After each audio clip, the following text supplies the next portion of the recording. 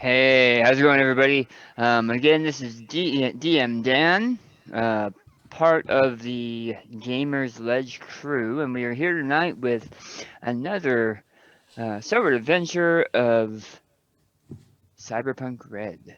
Again, this is a live play podcast of a role-playing game based on the universe that has the video game Cyberpunk. Um, so far, our group has done jobs and made it out alive, although last time they did get into a little bit of a scuffle, taking some hits finally.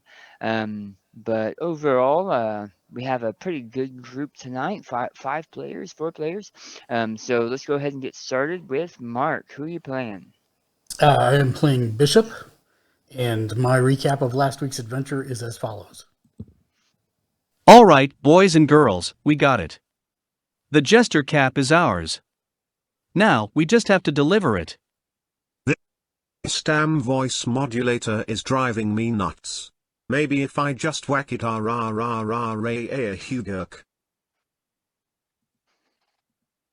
Oh. I think it might be stuck now.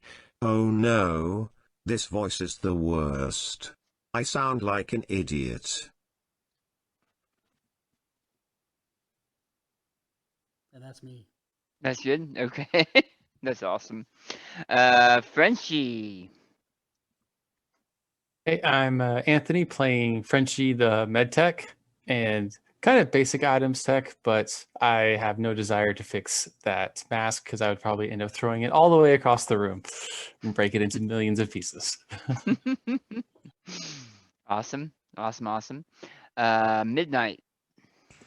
This is Jay. I'm playing Midnight, the persuasive rocker boy, who is quite eager to resolve the situation with a Jester cap now in our possession. Awesome.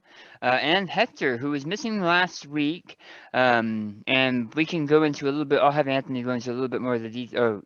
I'll have Anthony go into a little bit more of the details in a little bit to so that it catches you up, Hector. But who are you playing? How are you doing? Hey, glad to be back playing Hector, the Netrunner. So the quiet reserve type.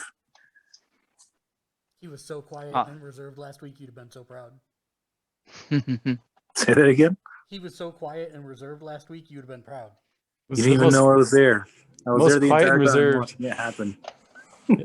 Most quiet and reserved I've ever seen you.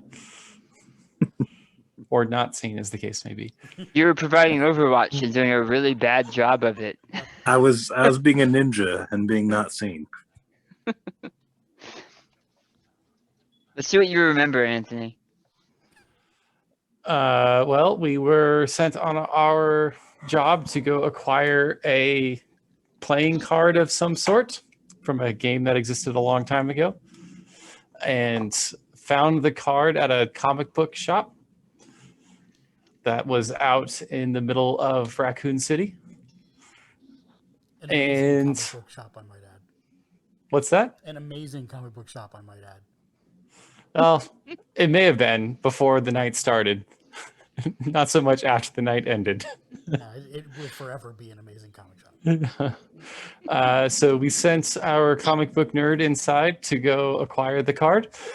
And Frenchie, Jay, and Hector played Overwatch, and were able to see a family of what I'm assuming are, I don't know, bandits or looters, or they're just out for blood. And we fought all of them off except for the 10-year-old girl, which Jay attempted to befriend. And then we acquired the playing card, and that was the session. This sounds almost like a weird episode of Clerks, the movie from back in the day.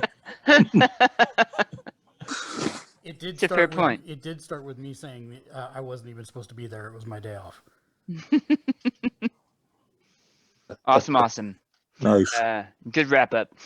So we'll open with you guys getting back on, making your way back across Lumens Nouveau, specifically Old Nolans, and making your way back to the boat, and back up into Lumens Nouveau proper. It is late at night, and after you receive payment, because you had received payment, it has shown up on your cred sticks and your accounts. Your agent has let you know that, I believe, at the end of last session. Yes. We have the monies. Yeah, that's so. And you make your way back up into it, expecting a call, and sure enough,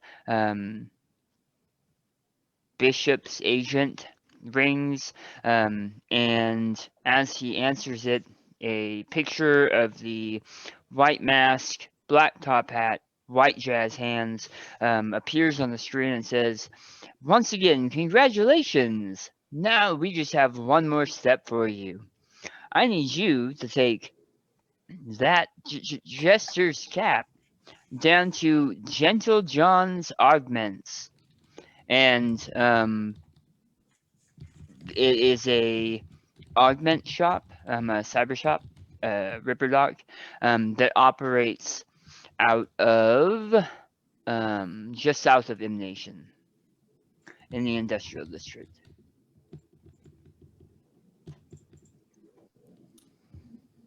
So, where are did we get that when we got back to the city proper, or did we get that when we got back to the boat?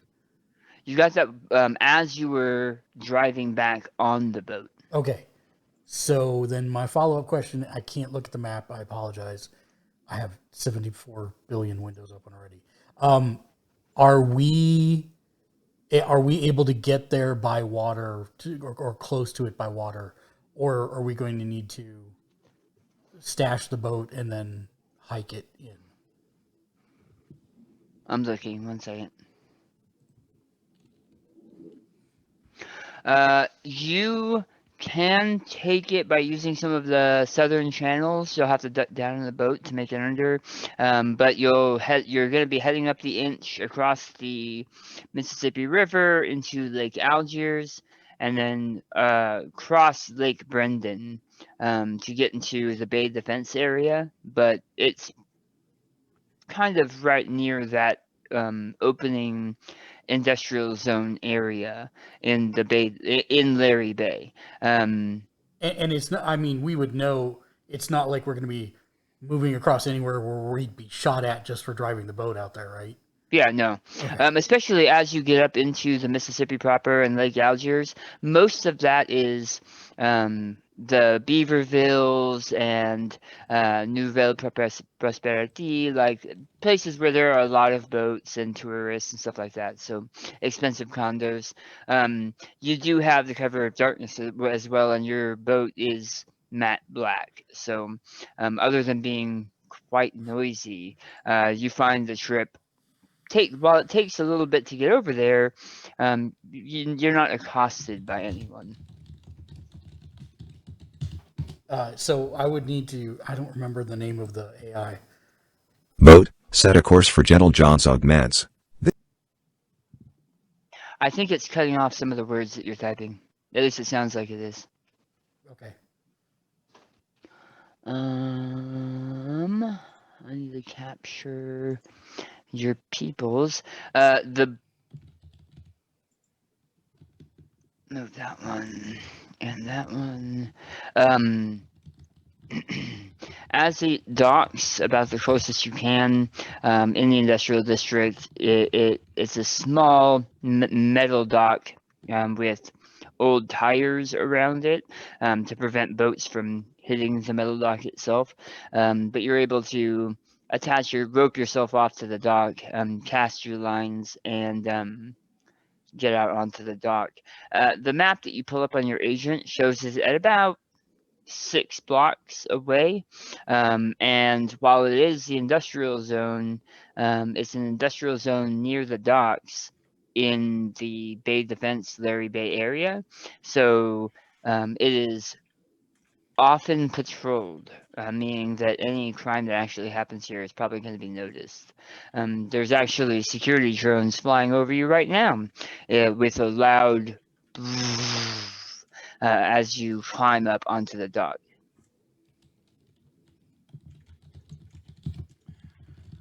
Okay, so as we were boating out there, Frenchie took the time to go through his med kit, grab some bandages, and kind of patch up some of the wounds and scratches and cuts and bullet holes that he got in the last encounter.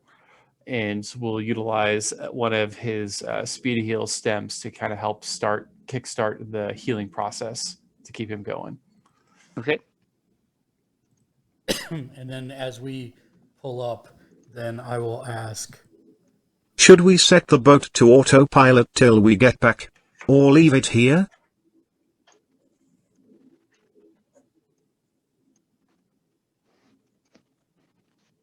We should be able to leave it here without any worries, right? Is this the type of area where we would feel safe leaving the boat here? Yeah. I mean, for the most part. I mean, don't leave the keys in it, but this is a fairly often patrolled area. okay. All right, then I'll tie off and Did you have something to say, Midnight? Not yet. Okay. You guys tie off the boat fairly securely. You probably give orders to the AI, the simple AI, to not start for anyone else. It's an interesting situation because your boat is unlike any other boats out there right now in that it has a simplified AI controlling most of its motor functions. So it's unlikely, other than people physically lifting it out of the water, somebody taking off with it. And you begin to make your way across to Gentle John's Augments. You see a couple neon flickering signs for the shop starting off about 3 blocks out, and they increase in number as you get closer.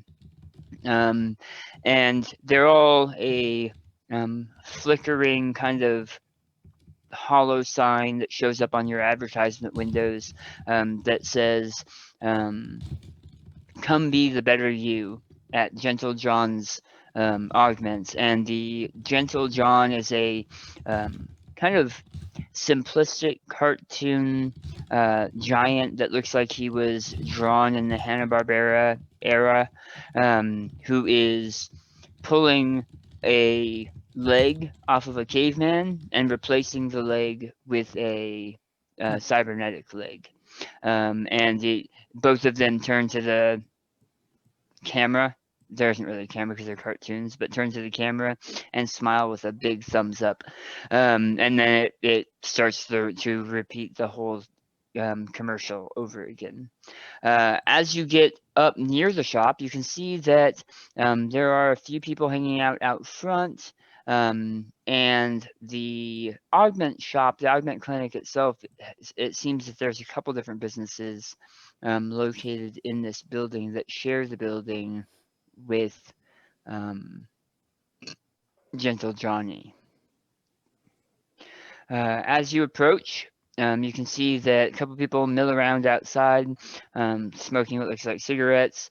One larger man standing by the door has a shaved head but as you look a little bit more closely, he has golden filigree running almost like a piece of marble across his scalp and down on the flesh that is showing in his throat, a little bit of his chest, and down his arm.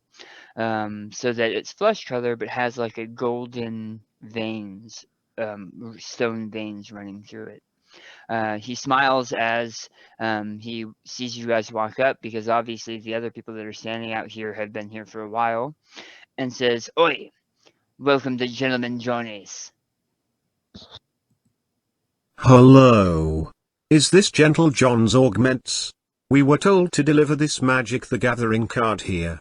It's a Jester's cap. Do you know who the right person is to speak with? Uh, I mean, that's pretty odd, isn't it? I'm not sure exactly why you'd be carrying that out here, but that looks like a collectible. I know he does work in trade sometimes, but I'm just here protecting the whole building, so I can't, I'm looking by the size, by what I can see with the cyber pieces. You're obviously here for augment. You're not here for East Town shipping or to use the John, you know what I mean? Come on in. And you can see that as he waves you in, that's this guy here, as he waves you in, his arm, that is the one that has most of the flesh or flesh colored coverings, has some kind of scanner in it as he's waving you in, and especially you, Frenchie, who also has a scanner in your arm, recognize that he's probably scanning for weapons and that type of thing.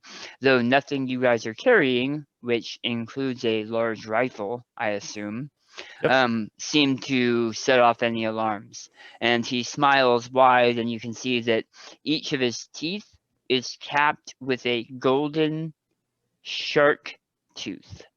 Like it's shaped triangular like shark teeth as he waves you in. I like your accent. It's much better than mine. What's your name? I don't have one. And he smiles really wide at you. Can you guys see the inside of the building, or is it black? Or is the whole thing black? Whole thing's We can black. see the alley, but the building itself is blacked out. Okay. The street, I should say. That would have been really embarrassing if this whole time you guys couldn't see anything because everything is black. I didn't see you ping the person you mentioned, though. 1 second.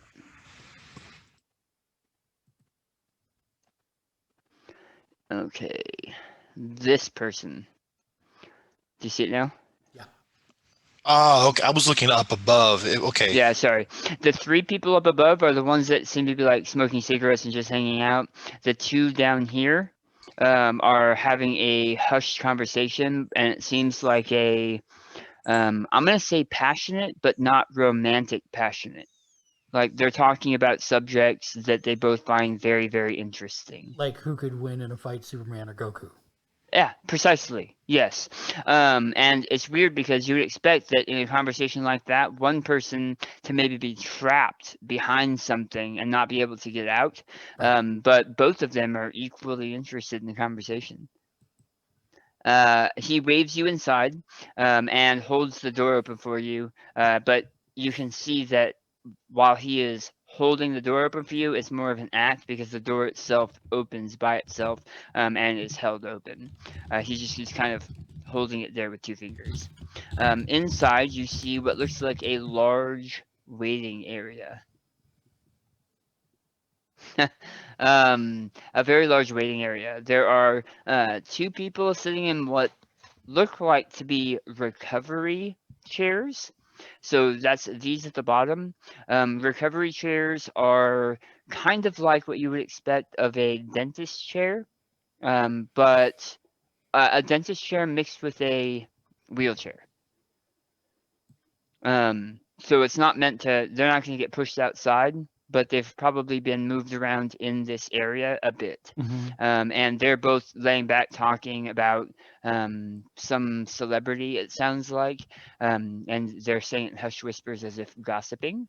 The three up top seem to be waiting for someone or something or their appointment time. There's a 30-ish looking woman in a white kind of business casual suit with her hair pulled back in a severe bun, sitting behind what looks like a reception desk. You see an advertisement for gentlemen, Gentle John's um, augments here. That's this red that you can see, I hope. I Mhm. can read it actually. Yeah. The yellow down here says ornamental furnishings shipping. Is this one. So obviously there's at least two different companies sharing this building. Down at the bottom, you see a very clearly marked bathroom. And it's as most of the bathrooms in the city, it is it is not, it doesn't have any gender identification or anything. It's just one bathroom. So I'll walk up to the 30-ish-year-old person and say, Hello. Is this Gentle John's Augments? We were told to deliver this Magic the Gathering card here. It's a Jester's cap. Do you know who the right person is to speak with?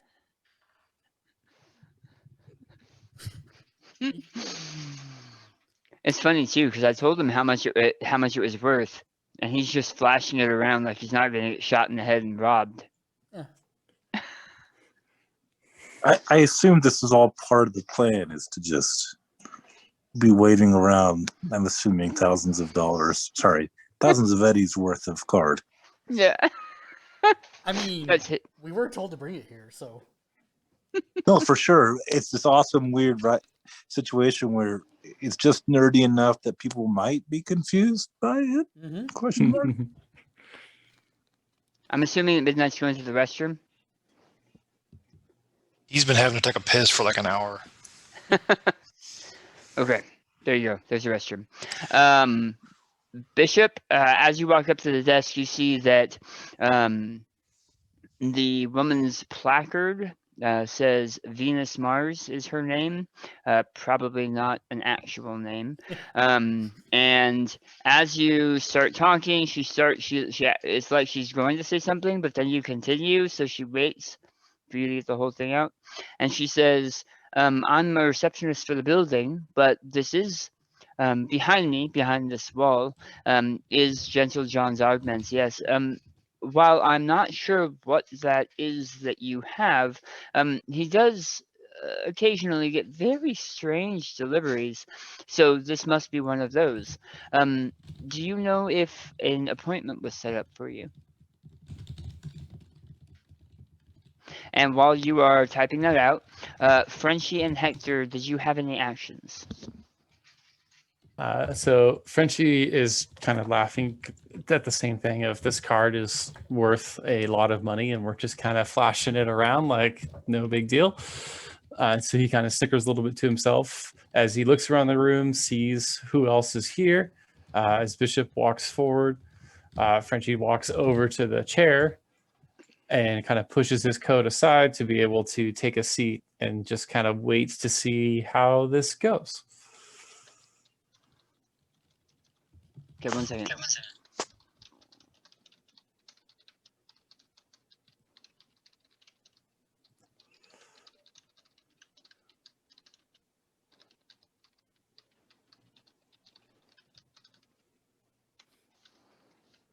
I'm good to go when you are, Daniel.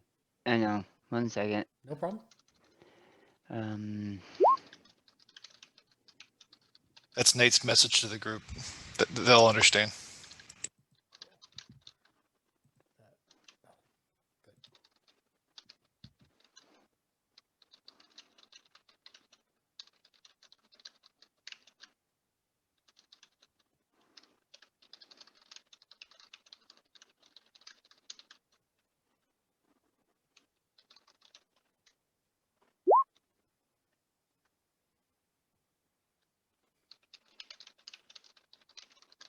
Go ahead, Mark. Oh, I'm terribly sorry. Yes, I imagine it's a strange delivery. I do not know, is there a way you can check for us? It might be under Bishop, it might be under No One, or it might be under Mr. Flash. She pauses a moment and looks at her kind of large computer that is sitting behind the desk. I say large, it's about the size of a folded up magazine, and says, "Oh, uh, that's strange. I checked in all of the appointments when I first got here, and this wasn't here, and I haven't received any phone calls for it, but there is an appointment from a Mr. Flash. So if you can have a seat, I will call you in momentarily." And you can see her touch her earlobe for a second, and she says something, but it's all subharmonic. And she nods a couple times, and then says, "He'll be with you in one moment." Like she says kind of loudly as you're, I'm assuming, stepping back. Thank you so very much. Bishop tips his hat.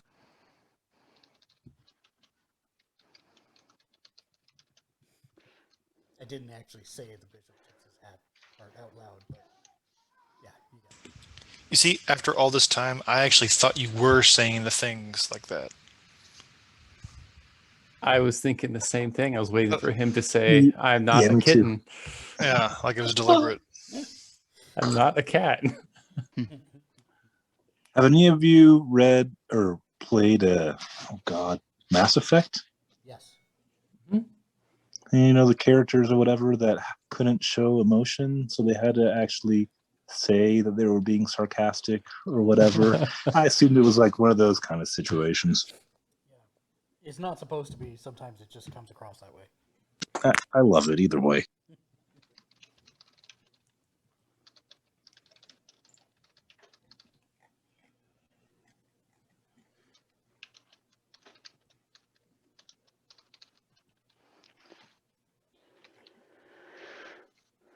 One second, I have one more message to send.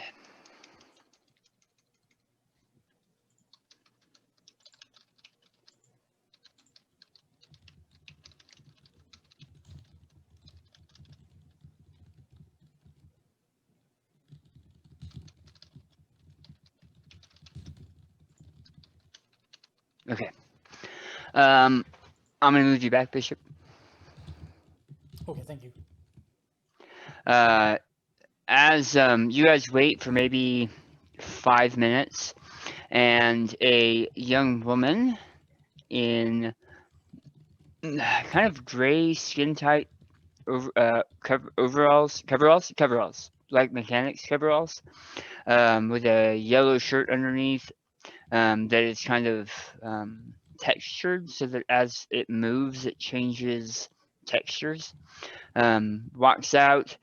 She leans back through the doorway as she walks through and says, "Thanks, John." And then she moves back through. And the way she's walking, it's almost as if she has 4 legs, 2 legs down each pant leg, because she's almost like she's taking steps, but for every step she takes, she's moving more distance as if she's kind of gliding, because she's taking small footsteps in between the large footsteps. Do we hear like marimbas? You hear nothing. Okay, You would expect to even hear footsteps. You hear nothing. cool. And she makes her way outside. As she gets to the door, she says, "Thanks again." Sorry, one more time. Did I say Venus? I said Venus, right? John. No, Venus, Mars, Oh right? yes. Thanks again, Venus. I owe you dinner. And then she leaves. And Venus didn't even look up from her desk. Venus looks up and says, "He'll see you now. It's through the door and to your left." Okay. I assume we'll all go through the door and to the left. So here is the alleyway. You can see that there is a red engaged light here, which would probably be used if someone was in the middle of like surgery or something being replaced. You see a medical bed in this hallway. This hallway is pretty clean, like not quite hospital clean, but one of the cleanest Ripperdoc areas you guys have seen. Ripperdoc, obviously, not a word used often in places like this. To your right, you see two doors, and both doors have keypads and what look like badge readers. However, the door to your left, immediately to your left, has a very nice filigree lettering that says Gentle John's Augments. And as you start walking close to it, you hear a solid click, and the door goes from looking like super strong to moving just a little bit as if by air pressure. Go in. Okay. Oh, come on. It's weird. Sometimes I have watched to it. I have to hit reveal like 3 times. Okay. Inside, you see a fairly common setup for a doctor that deals in cybernetics. You see a large cabinet almost straight across from the door that has various mid-tier cybernetics, mostly the limbs, because limbs are the most common thing that gets replaced in a situation like that. Over here, you see a workbench where there's pieces of different ocular implants and neural implants laying out half built. You see there is a woman dressed in a white technician's jacket, dealing with some of the computer systems in the back corner, and who only must be Gentle Johnny is standing at what looks like a medical table, cleaning off instruments that he is placing into another small cabinet nearby. There is a medical bed that has a couple of really interesting arms hanging off of it, like not like arms, but like mechanical arms, like surgical arms. And then over to your left, you see 3 very comfortable looking. Oh, I was about to say something copyrighted. Very comfortable looking, almost like technological beanbag chairs.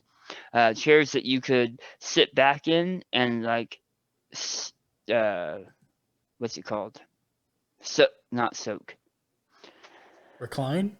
Recline, seep into, Nate does. slink into, Settle into. settle into. And as you see Nate sit down, and it like absorbs his body so that he's almost flat with the sides of the chair. Midnight, you lived a life of luxury. This is the most comfortable chair you have ever sat in. Oh yeah, it reduces initiative by 4 just because how comfortable it is. Yeah. As you guys walk in, General Johnny says, "Why don't you guys go ahead and have a look around? I'll be with you in a second. This is the Mr. Flash job, yeah?" And he kind of chuckles to himself. Yeah, I'll nod and I'll wait till he's ready to talk. Okay.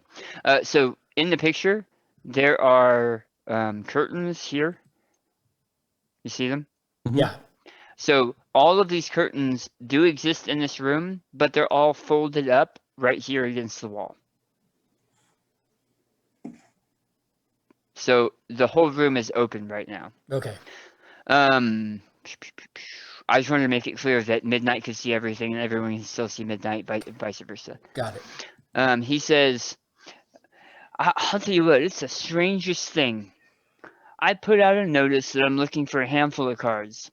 My dad's collection from way back, I'm just trying to put them together, right? This guy called Mr. Flash contacts me and says he can get me a card, but I gotta do something for him. I gotta work on this special type of neural implant. Except it's not an implant, right? It's like those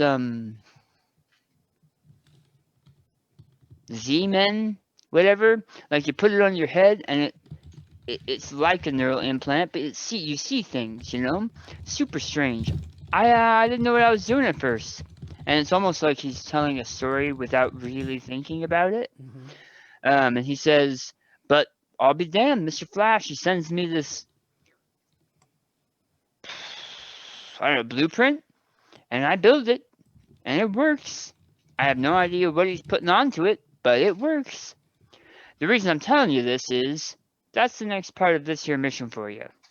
And he turns to you with a smile. If this man was not a augment doc, you'd think he was a car salesman.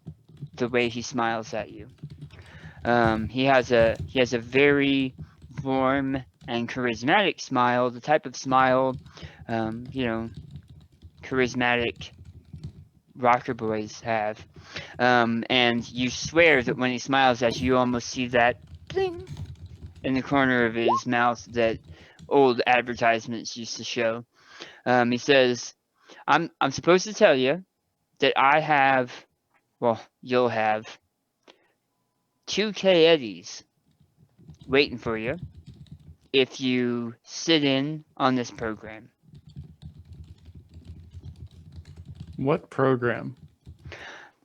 Damn if I know, man. Apparently it's not for me. But I will show you how it works. Kim, come over here.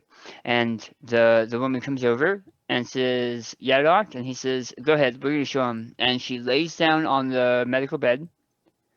And he takes this cap, this metal framework of sensors, and he places it on her head. And as soon as he places it on her head, you can tell that there's like flickering lights that are moving through the headpiece. He hands her a small metal, what looks like maybe just a handle, like a small metal handle with a red button on it. And he starts powering up the computer that's next to the medical bay, and you can see her eyes start flickering, and then they close, and you can see that they're still moving underneath her eyelids. And he presses a button on a monitor, and it flickers to life next to what she is, where she's sitting, and you can see that she is in a what looks like network architecture, like what Bishop and Hector see when they plug in, or when they use goggles, but she seems to be present, or acting like she's present in that lobby, moving around in the lobby as you might in the network architecture. Is this? I'm assuming this is nothing that Frenchie's seen before, cybertech wise, You might have seen some stuff like it. You've seen some like brain dance and whatnot. PTSD brain dance stuff that might be coming close. So brain dance is still a couple years from being foolproof. You haven't seen anything quite like this, because even brain dance requires a certain level of neural implants, and it didn't look like she had any. It didn't look like Kim had any. Is it via cords hooked up anywhere? So Frenchie's just going to kind of start circling the table, kind of investigating the cyberware to see, trying to peek behind the magician's curtain and see what the trick that's happening. He says, I'm not even sure. I mean, the instructions, the prototype had me building in some kind of transmitter that goes to the roof. But other than that, it runs to this headpiece. There's the kill switch, which is the handle that she's got. And I'm running a couple wires off of some of the neurons just to see, or just firing neurons to see if I could see what she sees, and it worked. But this isn't apparently what he wants you guys to be doing. Do you mind if I take a peek at those blueprints before we, jack into something like this? It could be pretty dangerous. He nods and holds out his agent for you to hold out your agent. Okay. And does the tap twice and the files download to yours. Okay. Frenchie's going to start wandering away scrolling through the agent, trying to understand the blueprints to see what this device is doing. Okay. Has Hector ever heard of anything or seen of anything like this when he So- was? Kind of similarly to Frenchie, you've seen some of the new brain dance stuff, which are like, I don't know if you've played CyberPunk, the video game. Mm. Was that a no? Sorry, that was a no. Okay, so there's kind of like this this technology. Well, why don't you go ahead and describe it, Anthony? You're talking brain dance, right? Yeah.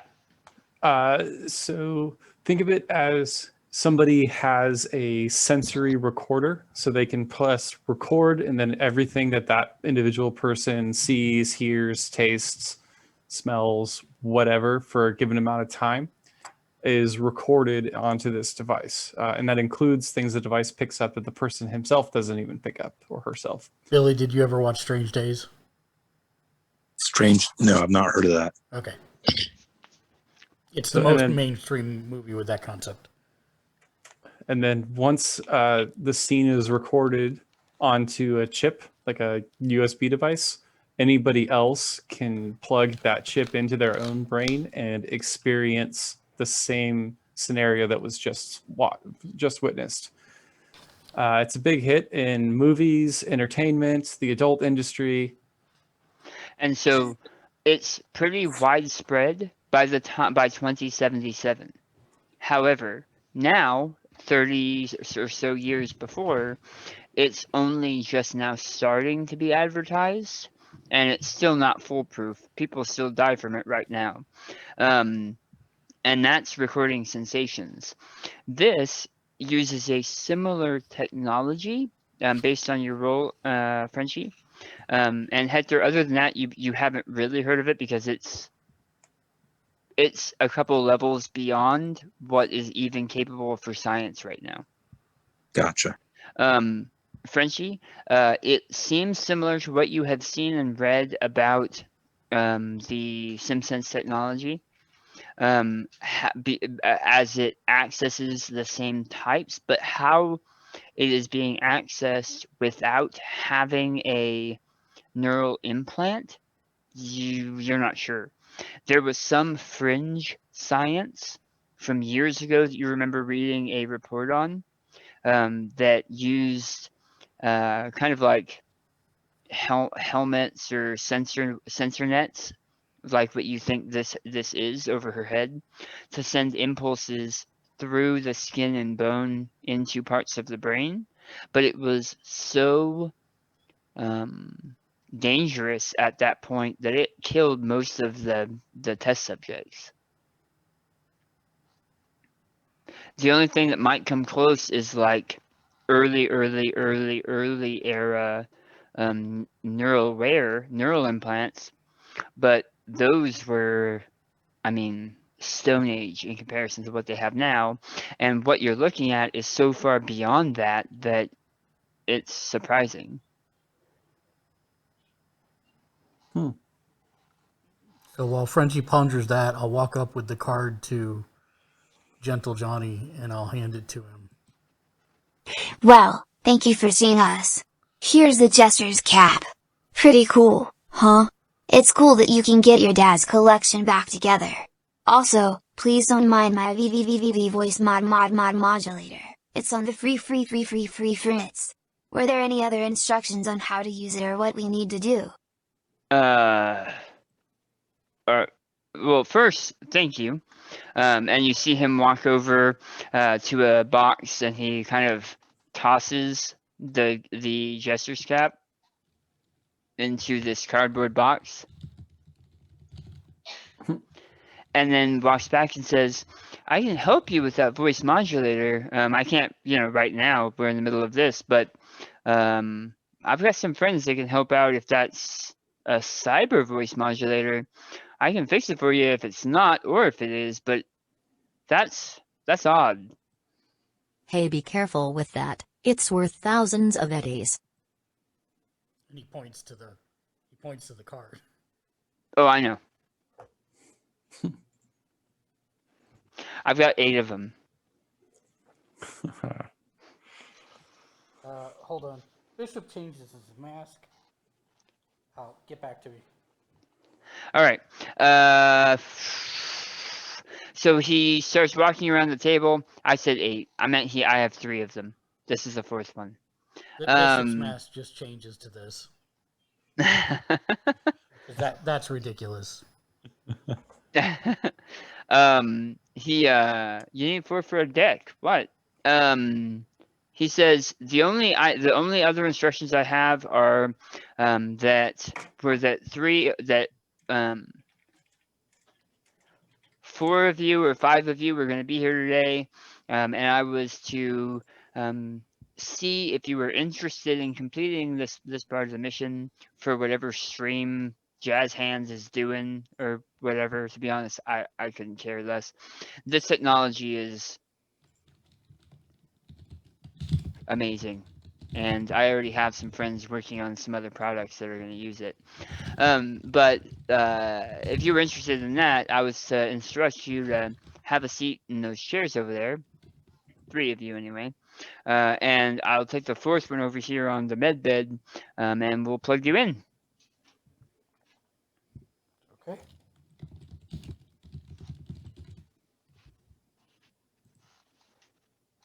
Okay, let's do it. This is Okay, let's do it. Yeah. Okay. Yeah. Get it together, Mark. Who's going to take the bed and who's going to take the last chair? I'll take the chair. All right, so the guy that can actually heal you when you die from this will be the one that puts the sensor cap on. Sorry, they all have sensor caps. They're all being Oh. plugged in the exact same way. Okay. So Kim walks over and begins placing the helmets on each of you. If you're wearing a hat, she waits for you to take off the hat, and then she'll put the sensor mask on, or sensor helmet on. It can fit over your head without the mask. It can fit over your head while you're wearing the mask. Nate is concerned about his hair, I think, and makes mention of this. Say, hey, what about my do? Well, oh my goodness. Are you? No. Are you Midnight? Oh yeah, baby. And I think he'll make a. Actually, he doesn't have to make a roll. No, because she already knows who he is and seems in awe.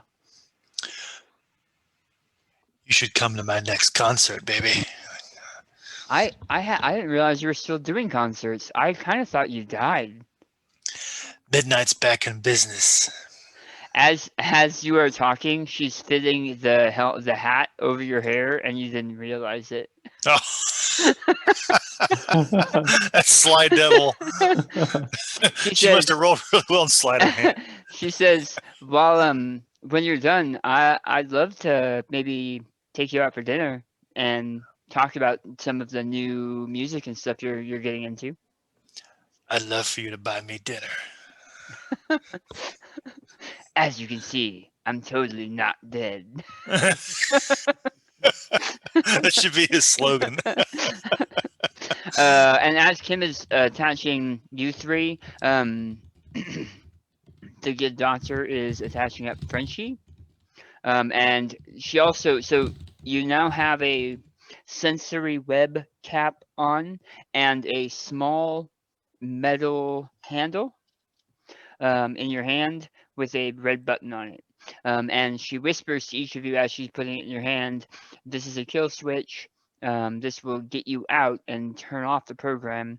We've tested it several times. There was no lasting effects or side effects other than maybe some brief nausea as your mind is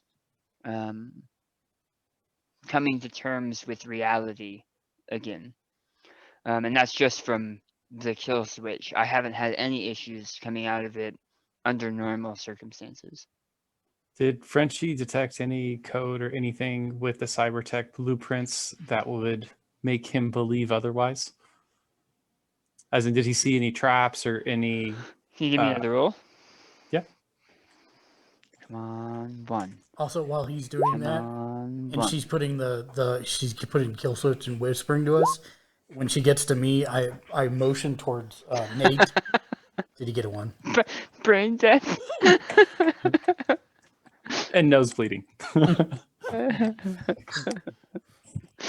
Itchy fingers.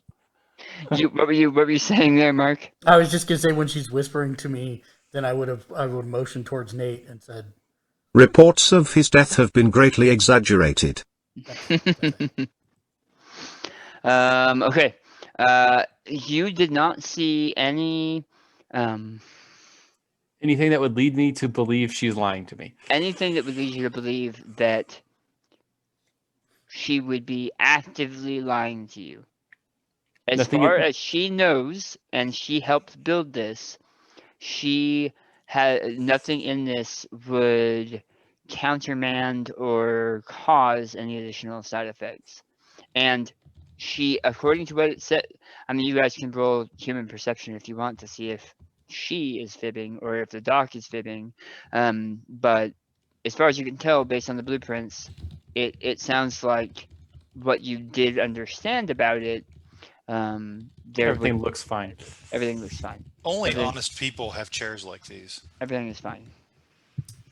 before Sure. we do anything, I will actually look towards Hector, and I will say, Hector, say, if this works the way I think it's going to, we're going to have their sixes. Yeah, I am deeply uncomfortable with this. Oh, Because it Like didn't. Hector actually says that. He still lays down and is letting it happen, but this is probably the first thing he kind of mentions he's been taken in the entire thing. This doesn't look familiar, and the way it was described, Hector's like, this is no bueno. so with that roll, Anthony, you feel that both of them are telling the truth. However, you also feel that there are heightened levels of anxiety from the doctor on what's going to happen when you put on the helmet, because he knows that when he and Kim put on the helmet, something different happened, which they said. They said the program you guys are running isn't the same program we're running. Okay.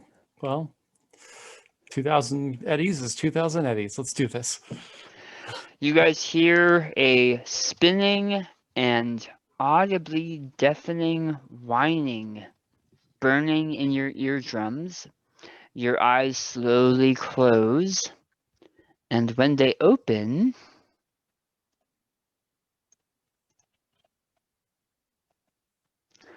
you are standing in the middle of a wind-burnt sand road.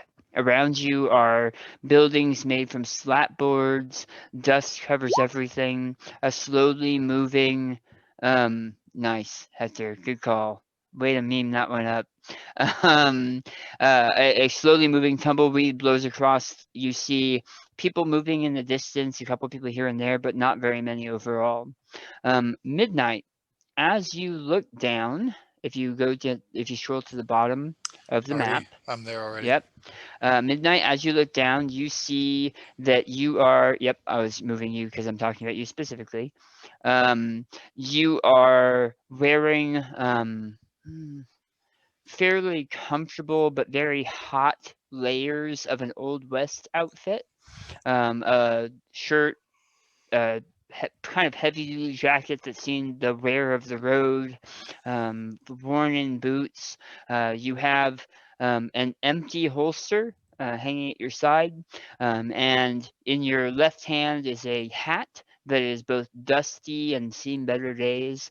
Better Looking clothes up, than he's got, I think. looking up over your head, you see the name Nathan Midnight Martin hovering above your head. I like that. Frenchie, you are standing nearby three other people, and you're wearing a fairly large brim hat and what looks like a kind of more of a uniform jacket than anything.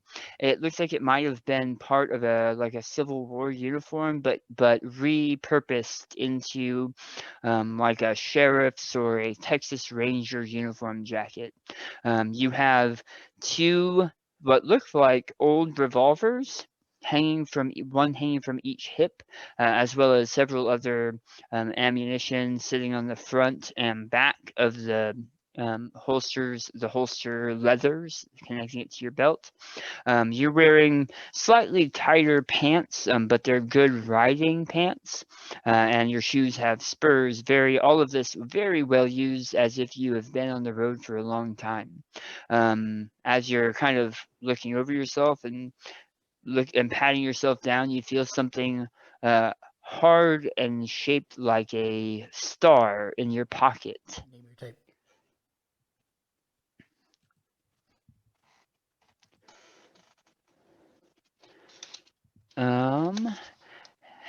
Bishop.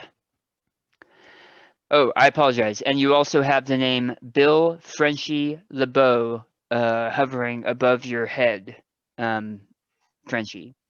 Bishop, you look down and all around, you see the same things that I mentioned before, and you see that you are wearing a mostly black, which is very hot in this weather. You can actually feel the heat.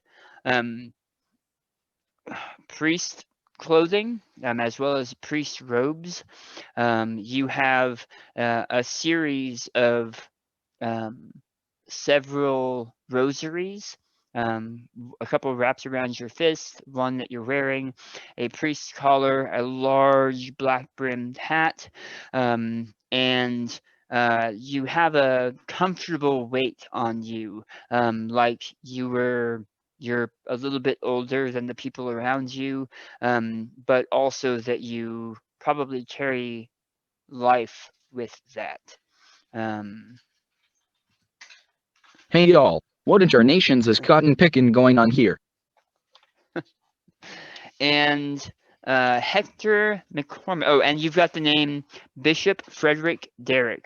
Bishop Frederick Derrick hovering over your head. And Hector McCormick. Hector, you have a round, more of like a derby hat on. You're wearing what looks like what looks to you like a soft brown tweed suit, where the others are wearing mostly leathers or kind of more common materials. You're actually wearing more woven materials, but a fairly nice suit. You have you also have cowboy boots with spurs on them, and you have a kind of a bolo tie, and you're carrying an old battered leather valise, doctor's valise, that you remember seeing in a old western one time, one of those two-dimensional movies you didn't watch very often, that make you think that this is a doctor's like leather bag. And hovering above your head is the name Hector McCormick. And you are all standing right here.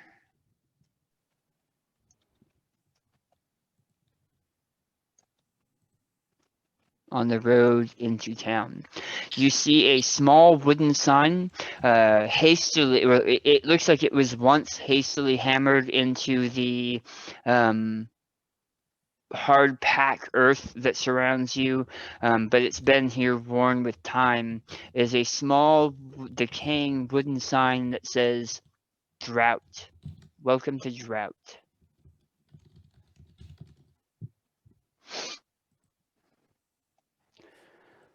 I look over at Frenchie and say, well, it looks like I'm the doctor now.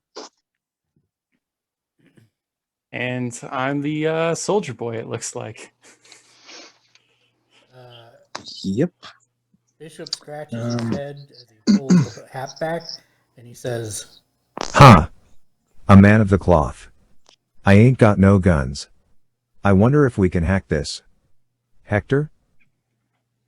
And I'd like to roll my skill to see if I can detect if there's, I don't know, nodes, I guess, in here. Okay. So that'd be interface, right? Yep. I'll do the same. When Bishop spoke, was it this? Did it sound like his mask, or did he have a normal person No, voice? it didn't. He had a normal person voice, the voice of a man who has seen years pass beneath him and has held the hands of hundreds of dying men.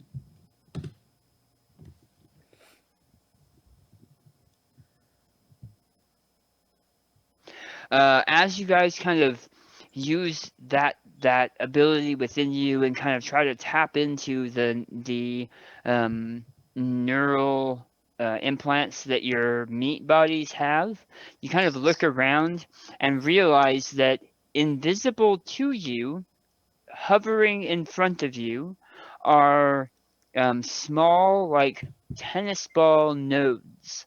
They're invisible, but they seem to be hovering about 8 inches in front of your belt buckle. Can we hack Each of them? your belt buckles. Well, I'll try to hack mine to gain access to it. So Ditto. as you reach out to contact this node, Bishop, Yeah. a screen pops up in front of you. It says at the top of the screen, it says Bishop Frederick Derrick, and has a picture of your character. So now you know what your character looks like because you couldn't Okay. see your face before. It says Priest of Drought, retired Yankee general, moved to Drought 12 years ago, seeking redemption for sins of the past. Okay.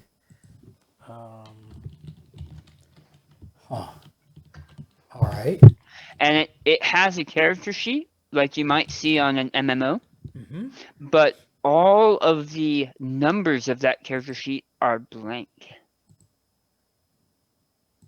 Can I change them? Give me a computer use check. Computer use or interface? Interface. Okay. I'm going to add luck points are per session, right? Yes. So I will add those at this time. I'll add one. Ooh, yay. So as you are manipulating this character sheet, Hector, the same shows up for you. This kind of sepia toned character sheet pops up in front of you. For the rest of you, you don't see the sheet pop up in front of their characters. You see them kind of I imagine while Frenchie and Midnight are kind of looking around, taking in the sights, smelling the salty, dry earth that is underneath your feet and the dust that is blowing across horizon to horizon. The other two have kind of just dropped, like they're not moving and staring straight forward. Hector, you see the top of your sheet says Hector McCormick. Sorry. You see a picture of yourself, and it says, Doctor, Irish immigrant, and owner of the McCormick Cattle Farm north of Drought. And it also has a character sheet, but a bunch of stuff that's blank. So basically, I'd be doing the exact same thing Mark's trying to do. Okay, so go ahead and give me another interface check. Frenchie and Midnight, as you move into town, let me start putting down some markers so that you know what you're passing.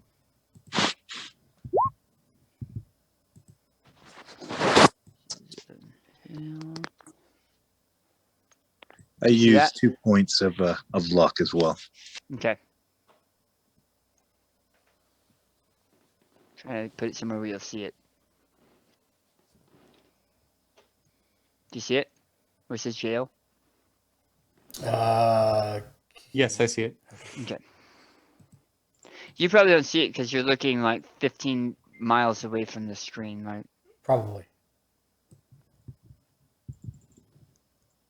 I see it. I see it.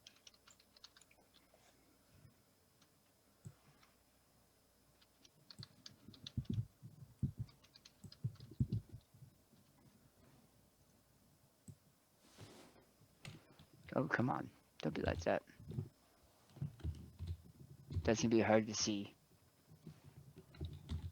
So I'm going to put it here in the street. Okay, I'm gonna have to make labels for more of them.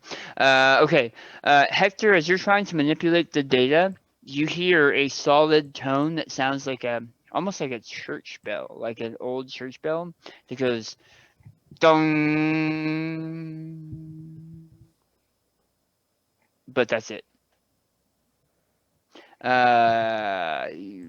Bishop, Yeah. as you are kind of trying to manipulate the data, pulling at the character sheet, you can see that it's made up of similar code lines, something that you've seen before, and you kind of pull at those certain code lines, and you find an inventory buffer where you are able to drop one or a couple things if you know the codes to them into the inventory buffer, but once this closes, you can see that it's going to remove this.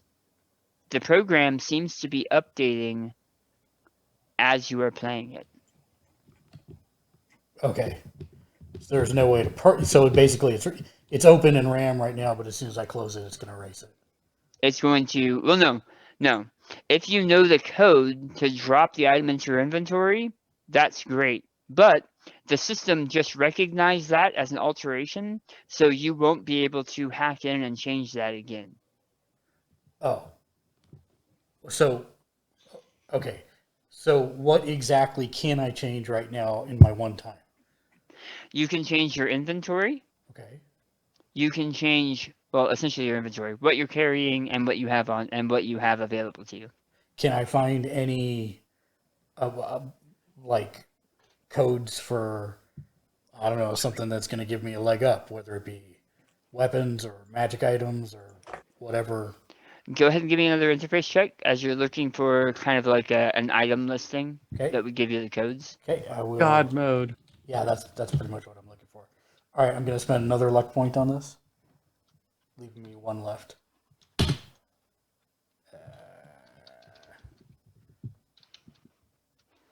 Hopefully the DC was 10. You find a listing of most of the groceries in the game, as well as some of the lower level like weapons. Like there's a rifle that's there, a couple different 6-shooters that are there, and a donkey that's in there.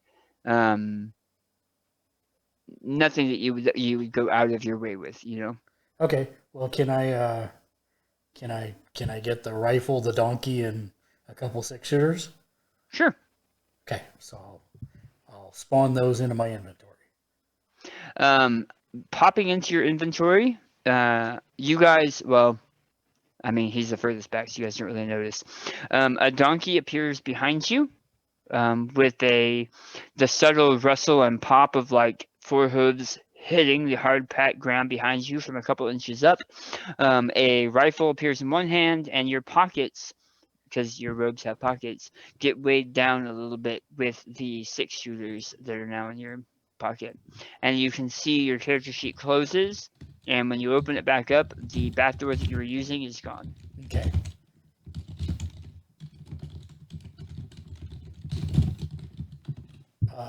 Let's see.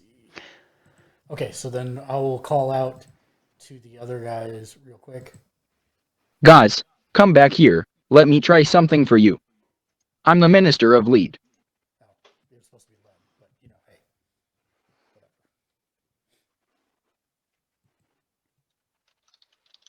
whatever. I look over it at his character and say, like, what's the deal? As you look back, Anything. there's now a donkey that seems to be following him, and he has a long rifle in his hands. What the fuck? And, What'd you do? So I found a buffer overflow stack where I could hack in and then change the hex codes for my inventory stash. You didn't see it? You are Is this turned away something from the. We can barely you hear can you. show me how to do? Yeah. So I will. I mean, I guess I could just try and do it on his node, right? Yes. So let me spend my last luck point to try and do that. Come on, big money. That's not bad. You're able to open the node, but the only thing you have access to are his relationship parameters. Okay. And what do those look? What values look like? It looks like Hector McCormick currently has relationships with 3 people in town. All of them are set to 1, which is friendly. There are a couple more levels, but it doesn't say what the levels are. Okay. And do they have names They attached to do. them? Great. So I'm reading this aloud to Hector as I'm manipulating the node. Saying, okay, all I can see is your relationship values, and it looks like they're set to friendly 1 right now. Can I look through the code to see if I can find out what the values of the other? Yeah, they're all 1. All three of the relationships he has right now are all set to 1. Sorry, I meant the table being called to see what the values are if I change them. Oh, no. Okay. I will say, do you want me to try and crank one of them up to something like 3? Why not? All right, so we'll read off the 3 names, and I'll ask him which one he wants me to do. Sally West, Jeannie Stills, and Colton Hicks.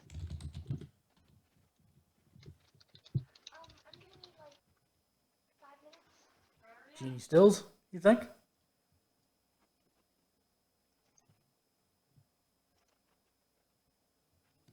Jeannie Stills, you think? Yeah, sorry. I thought I had unmuted it. Yeah, that's fine. I don't think it makes much difference. All right, I'll modify that one to 3. See what happens. We'll see what happens. Okay. And then I'll try and modify the other guy's nodes if I can. So, are you guys okay with him reaching for your belt buckle? And to answer your question, because it was a while ago, Nate,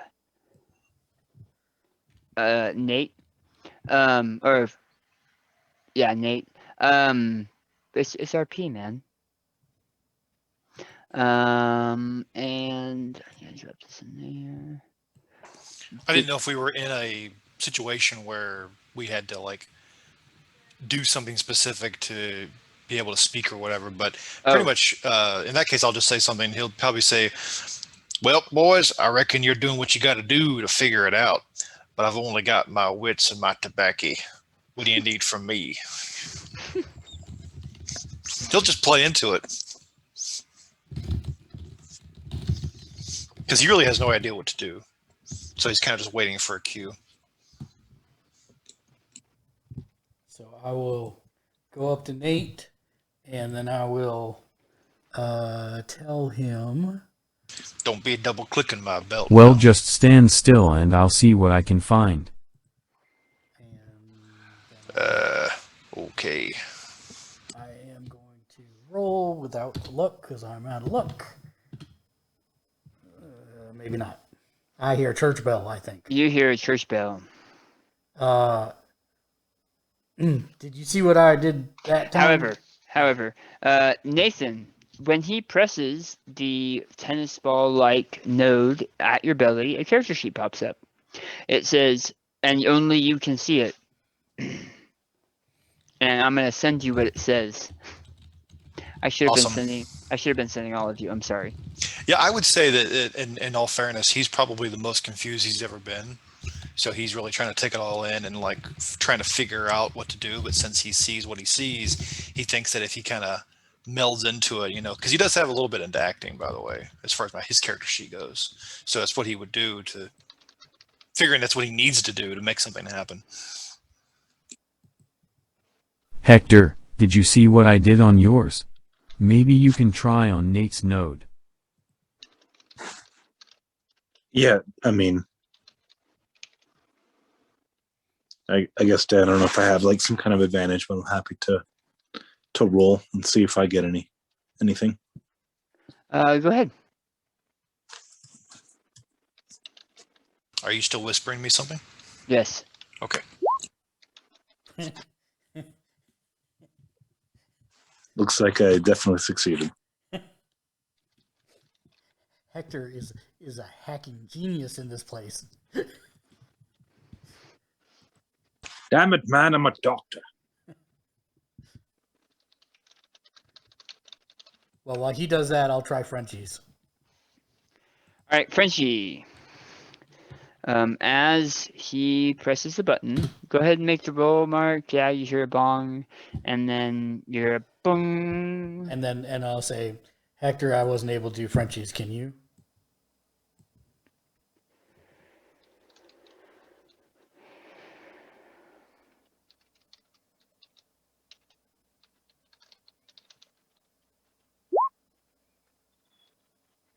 Bong. Wow.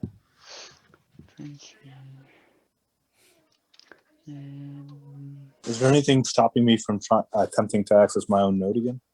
So you can try, though something that Mark had noticed, and now you notice, well, you guys have noticed before because you're smart and you understand networks.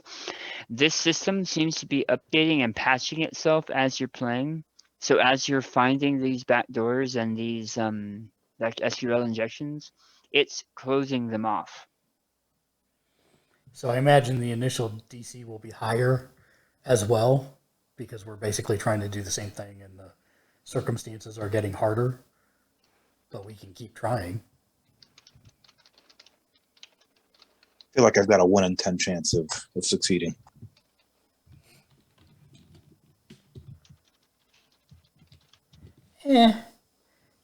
Yeah, well. Or less. Yeah. Because the DC is going to increase. All right. Well then, I think I just accept it and start calling out. I wasn't planning on you guys trying to hack it anyway. I will try one more time on Frenchie. I know it's a harder DC. You hear a bung. Okay. And your 6 shooters have disappeared. Oh, man. All right. That's it. I'm done. Well, fellers, I got some good news. Looks like I'm the mayor of this here town. I figure I got the run of the place. You say where to go and we'll go. And I'm guessing that there is my office. So I will go check into the marshal's office and see what's there. As you walk up, you see that there's a, unlike much of the other slatwood buildings around it, the door to the marshal's office looks nearly new, as if it was crafted pretty recently. The glass in it has been replaced recently too. As older style glass used to sit in the frame and heat would get to it, it would slowly kind of heat up and melt down to the bottom, so the bottom of the panes would be thicker than the top. You know this because of that documentary that you saw once. These look pretty flat where the rest of the windows do not. As you kind of knock off your boots or clean the dust off your boots as you step into your office, you see there is a young man sitting behind the desk who jumps up as you get there. We weren't expecting you till tomorrow. Well, I'm here today, so tell me the story. What's going on? Well, you are... Snap to it. You are Marshal LeBeau, right? LeBeau? That's what You can this here see badge says. he pronounced it once the wrong way and then pronounced it the right way. He says, well, Sheriff McReady, they came in about 2 weeks back and just shot him dead. Shot him dead and then hung his corpse up over by the pearl and the gem and pearl. We signaled out right away for a replacement, but as you can see, it's nobody wants to come out to drought. I'm surprised they convinced you. Now, who was it that killed the sheriff? That was Tommy's gang. And why would they go do a thing like that?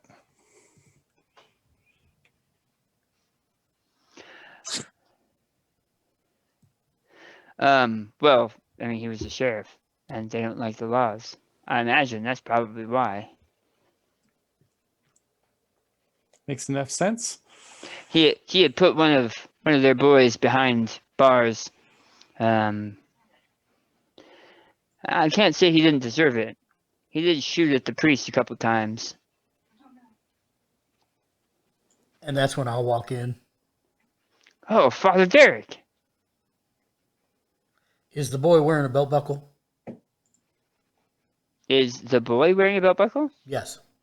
Or does he have a node? Yes. He has a belt buckle. He does not have a node. Oh. And for the record, you're going to have to roll for interface to see the nodes. Oh, okay. Yeah, it's not something that's going to just pop up. Sorry, I didn't know how long it Yeah. lasted. Let me kill that.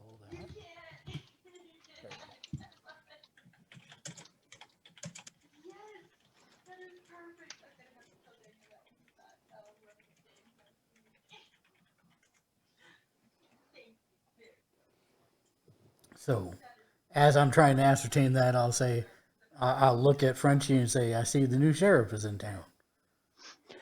Yeah, I'm sorry.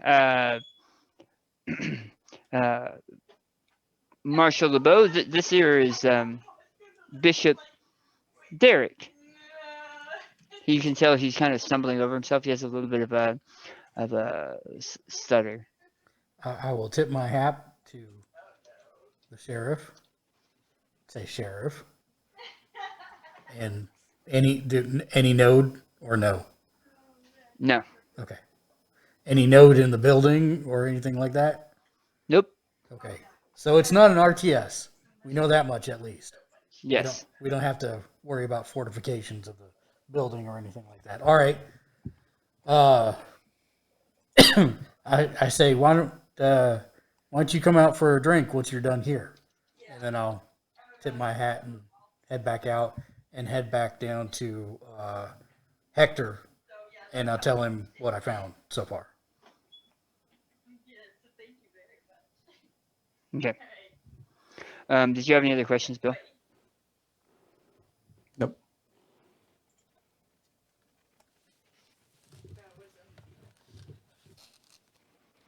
All right. As you kind of turn away, he seems to kind of dust off his shirt, his vest, and dust off his pants a little bit, realizing that he was not in a great state of dress. And then he sits back down at the desk, puts one boot up, and lifts back up a newspaper.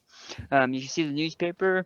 It looks to be from some place called Tombstone. It's called the Tombstone Gazette, and has a interesting picture on it. Go ahead and give me a perception check. This is just Just Bill, who's in the room, who is already turning around when the newspaper gets shaken out, so doesn't see it. Nope. Yep. And yeah, he starts to chuckle like he's reading something funny in the newspaper a little bit, and leaves you to your own devices. Can you see the map, Mark? Yes. Okay. You hadn't moved your mini, so I wasn't sure. Yeah, it's buried, but yes, I can see it. One of these days, you won't have 95 windows open in the middle of a game. They're actually all game windows, so yeah. Actually, I don't know where my character is. Oh, he's down there. I see. How do you spell saloon? SALOON. Okay. Kind of like balloon, but with an S. Yes.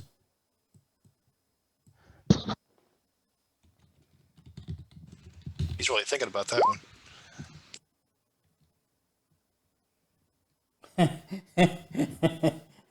Yes, also. I think he meant at the beginning, but yes, you are also correct. Yeah, that is 100% correct. What's the name for the word for a whorehouse that's not a whorehouse? A bordello? Thank you. Bordello. Hotel. Haberdashery. Haberdashery. Gentleman. Hard to see. Gentleman's club. Yeah.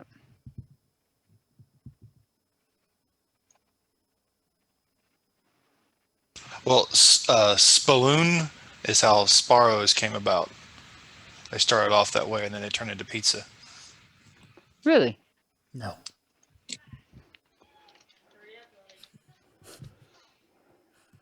Anthony looks like he's about to bust a gut over there laughing. Because you're ridiculous. Well, no, we were talking about S's, and he's tried to put them in places they don't belong. Oh. Hmm.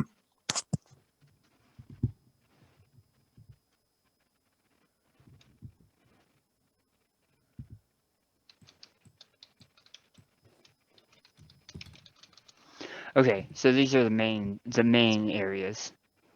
Some of those are kind of harder to see than others. Okay, so I'm answering a question. 1 second. What did you guys have any specific actions you wanted to take? Well, I was going to tell Hector what I found about not seeing nodes inside main areas. And Nathan Martin moves. Okay.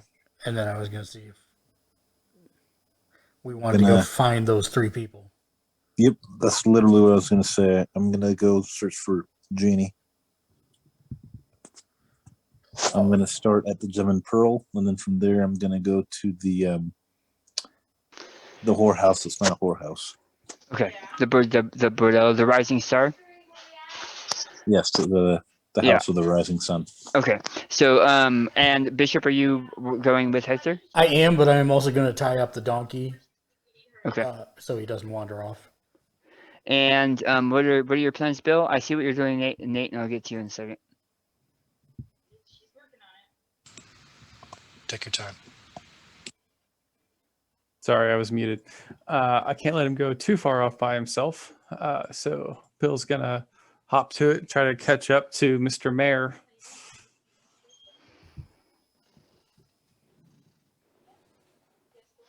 Okay, so you guys, Bishop and Hector, you make your way into the Gem and Pearl. The Gem and Pearl, it looks like, is a, most would call it a bar.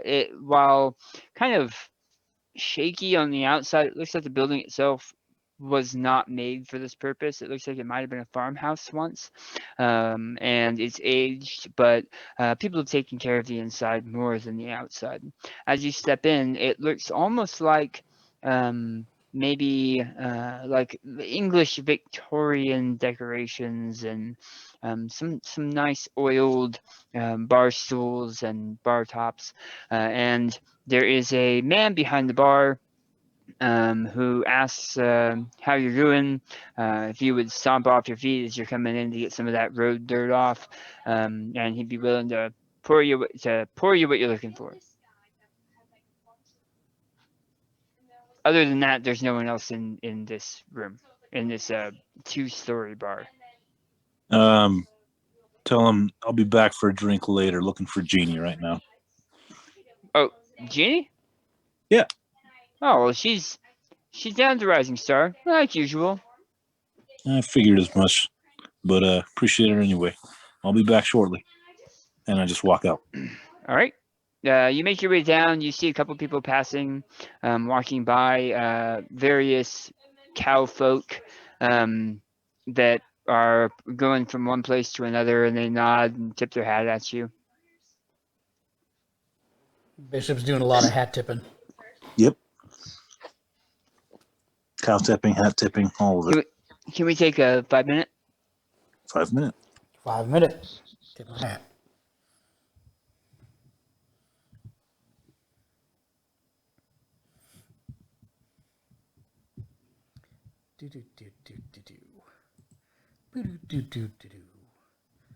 Let's put on some intermission music.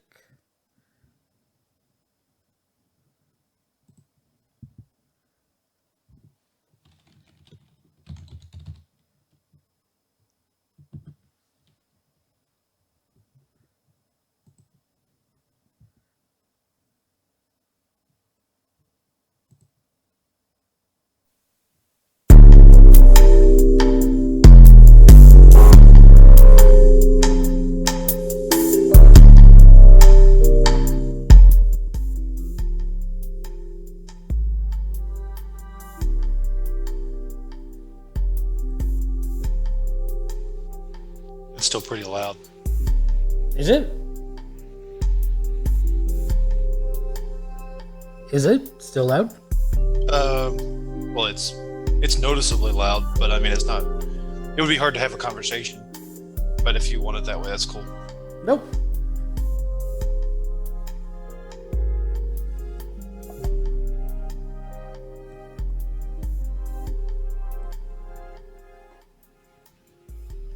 That might be a little too low. That sounded fine.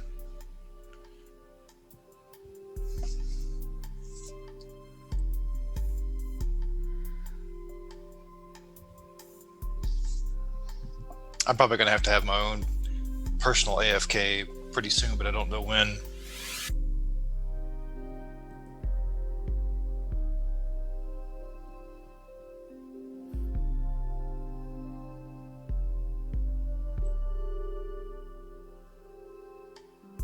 Well, at least my blue lights are showing up blue tonight.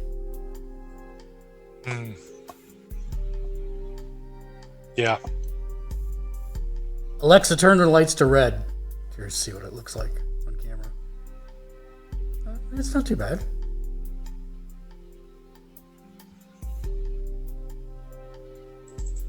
Alexa, turn the lights to blue.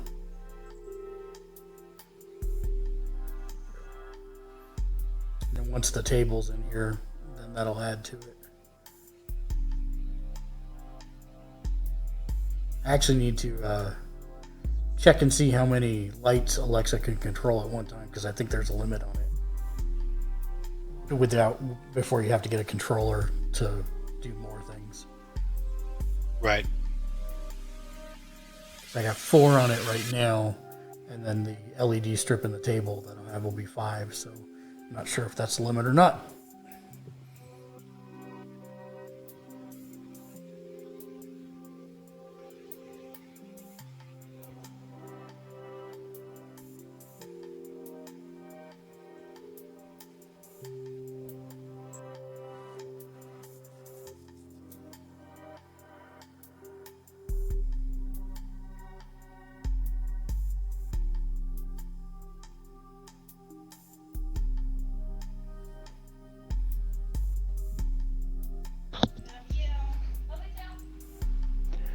Malcolm is super excited. He just got a victory royale. Oh, nice. Yeah, he was playing solo and got a victory royale. Tell him congrats. Yeah. Hey, that's a fancy shirt you got there. Yeah, go figure. It's actually rare now too. There's none out there like it. That is correct. That shirt is not being reprinted anymore. It's a collector's item. Okay, Jay, are you back? I am. And Billy, are you back? I am. Okay. Bishop, did you have something you were saying you were doing? I am going with him. Okay. Fine. You're both heading to the Rising Star.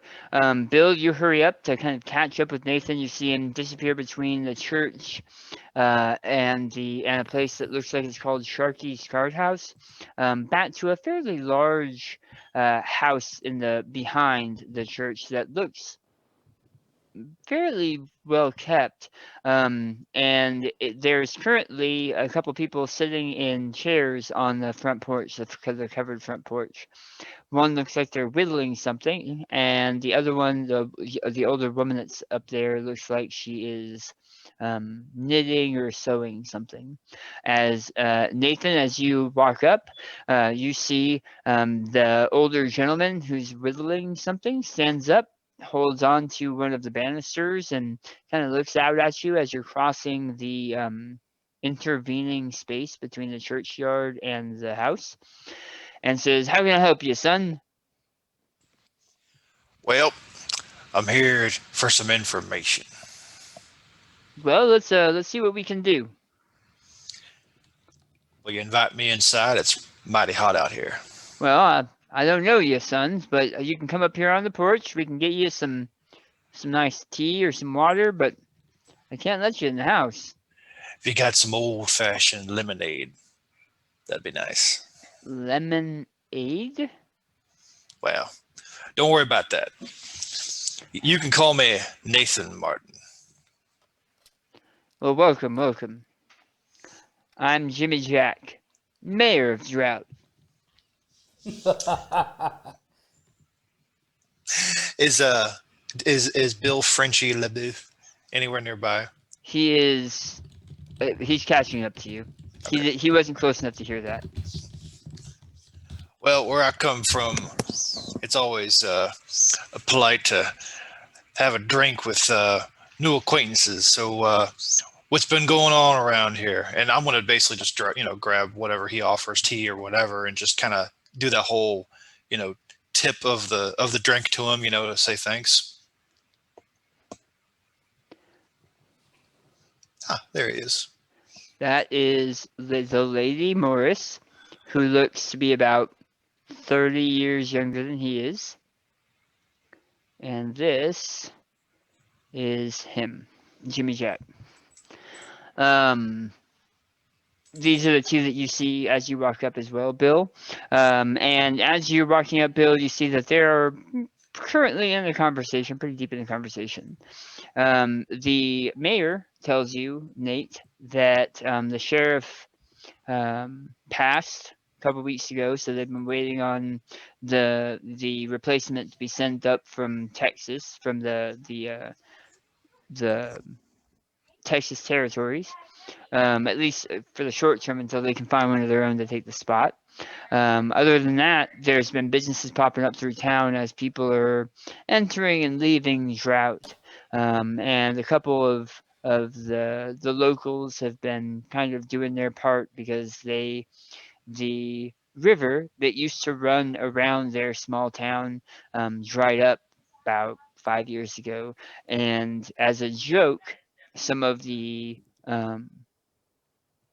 government principalities renamed the town Drought, and it stuck. Well, but they're trying to get some good old-fashioned heroes to come in and stop the Tommy Gang's incursions into town, and to help bring the town together so that they can be a stronger town together. Well, you looking to hire a big hoss like myself? And he'll kind of like stretch up a little bit and like kind of have a proud, chest out and, show his big muscles or whatever. He has a warm kind of chuckle. Like he's not laughing at you. He finds the situation, what you're puffing up. He thought it was funny. And he says, might do. We could use some folks like yourself to help protect, because these writers, they come in, they take whatever they want. Really, we're just trying to strengthen up our numbers. There are some here that really make life worth living, and we want to, like Miss Morris here, the Lady Morris, and we want to. You're all the way up now, Bill. You've been here for a little while. we want to make sure that they feel safe, safe to live their lives and eventually become themselves. Well, as soon as he actually says Lady Morris, that's when Nate will kind of nod to her and say, "Well, howdy there, ma'am," and then he's going to point to uh, LeBeau as he walks up, and this here is one of my partners. I got two others as well, so maybe we can work out something. Well, hell, I didn't know that your partner was the new marshal. And he kind of looks over at Frenchie, like expecting him to say something. Welcome, Marshal LeBeau. It's been about that time. It's a pretty crazy amount of time it took you to ride up here. As Frenchie or Bill approaches, he tips his hat to the lady in greeting. And then when the guy says, like, really, because I thought I wasn't expected until tomorrow. I felt like I made good time. Well, we all had bets running. I lost that bet about a week and a half ago. I really thought you'd be on the first train up here, but you marshals like to take your time. Isn't that right? And he turns to Lady Morris, and the Lady Morris is eyeing you both almost suspiciously over her knitting. And she looks suspiciously, that's when Nate's going to say, "Ma'am, I would tip my hat to you, but I don't have one." Yes, I see that. You also note that she doesn't, while she is looking at you suspiciously, she has not met either of your eyes. Neither of either of your eyes. And she says, well, Jimmy, I think that's my home calling. So it was nice spending some time with you here with you, and have a wonderful day. Marshall, Nathan, and she nods to you and then walks off carefully, disappearing back behind the house.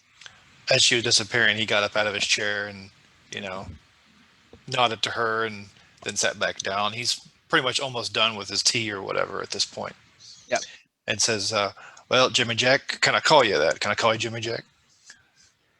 Well, yeah, of course. Here, have a seat. Have a seat. And as he's pulling out seats for you, we'll pan back and pan into the front of the Rising Star.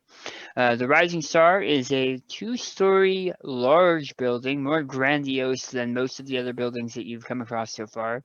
It is a boarding house, but also looks like it has plenty of other things. As you're walking up, you see several beautiful women and some beautiful men hanging out from the awning, like underneath the awning of the second story, just kind of looking out at the people who are passing, waving at some of them. Maybe 5 or 6 people in total, not a lot, standing up there.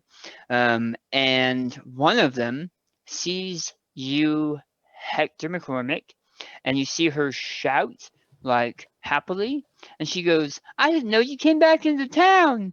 And she's running back down the stairs and leaps at you like with abandon. If you do not catch her, she will hit the ground. That's how hard she leaps at you. Well, I guess I'll catch her. When you kind of look, as you're kind of moving to catch her and your head tilts just right, you can see a name hovering above her, and you see that name is Jeannie Stills. It's in white lettering, and you wouldn't have noticed if you hadn't been looking just at the right angle. I look over at Bishop and I just kind of raise my eyebrows, like clearly whatever he did seems to have worked. I tip my hat to Miss Jeannie and I say a happy couple reunited. Jesus. She blushes and says, well, I wouldn't say that. I mean no disrespect or offense, ma'am. I'm just teasing you a little bit. How are you doing this fine day, Miss Jeannie? I look over. Go ahead. She kind of giggles and settles herself back down on the ground, and says, "Well, let's get inside. It's hot out here." And she kind of laughs also that the bishop is walking into this business. It seems that it's a rare occurrence for you to be coming in here. And she essentially does, talks about the weather and the Tommy gang that has come in and put bullets in a lot of the windows, and they have to be really careful when being outside because they'll either take them or shoot at them for fun. Them being people of the city. Give me an interface check, both of you.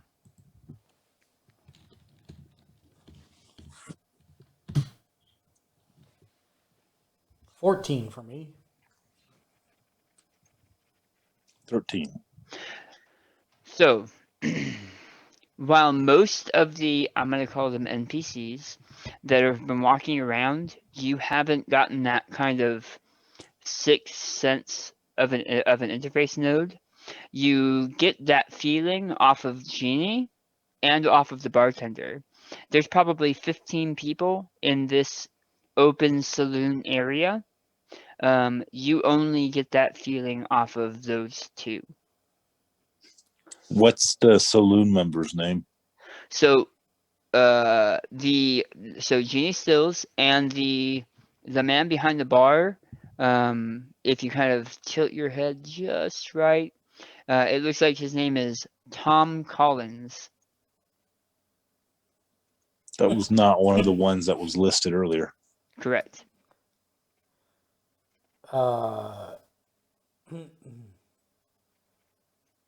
Okay.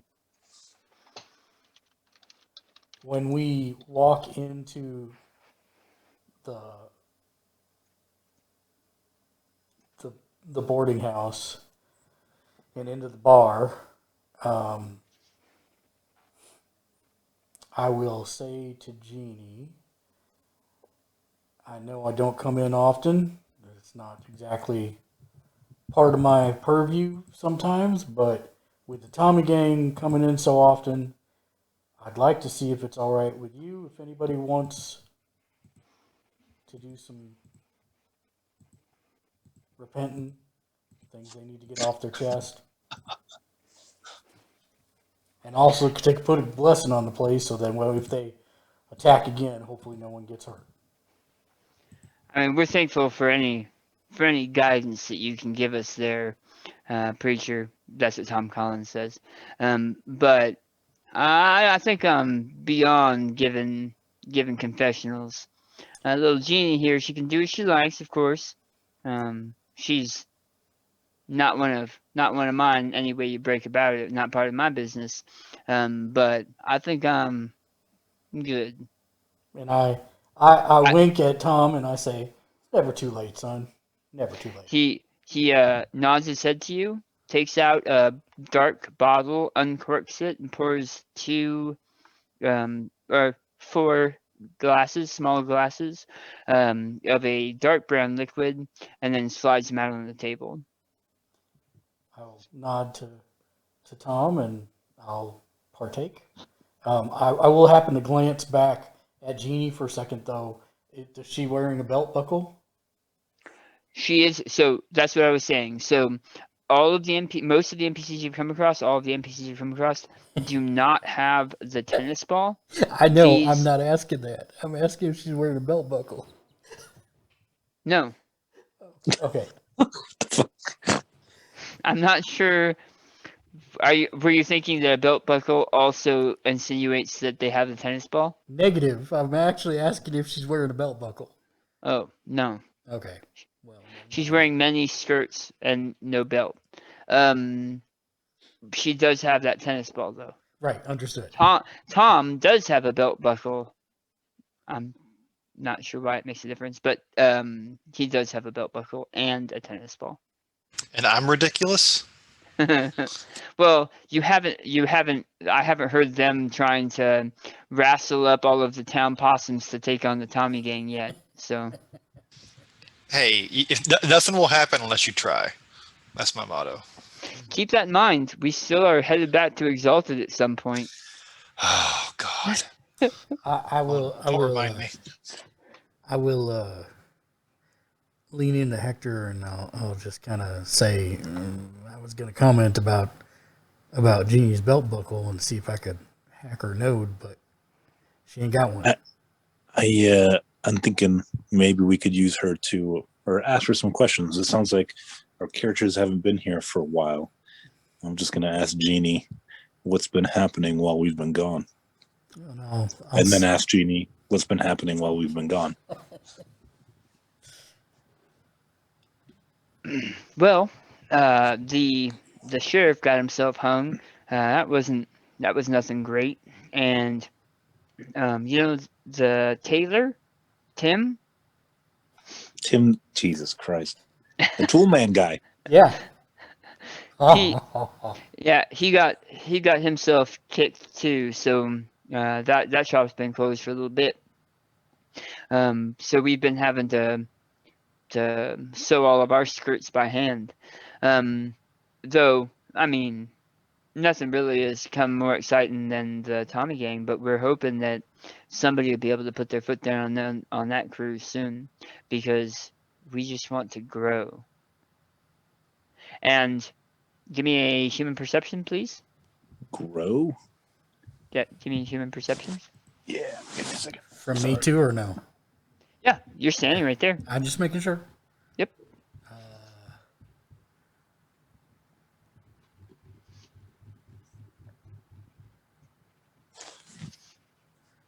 Where's human perception? I'm going to use a point of luck on this. Okay.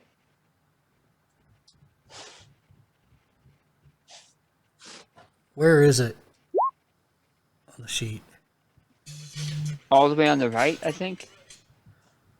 It's on the far left, awareness skills, the fourth one down. The fourth one down is perception for me under awareness skills. So human perception. Oh, shit. Right. Yeah, human perception is different. I think it's all the way on the right. Can I just add 8 instead of 15? It's the third one down on social. Thank you. I found it.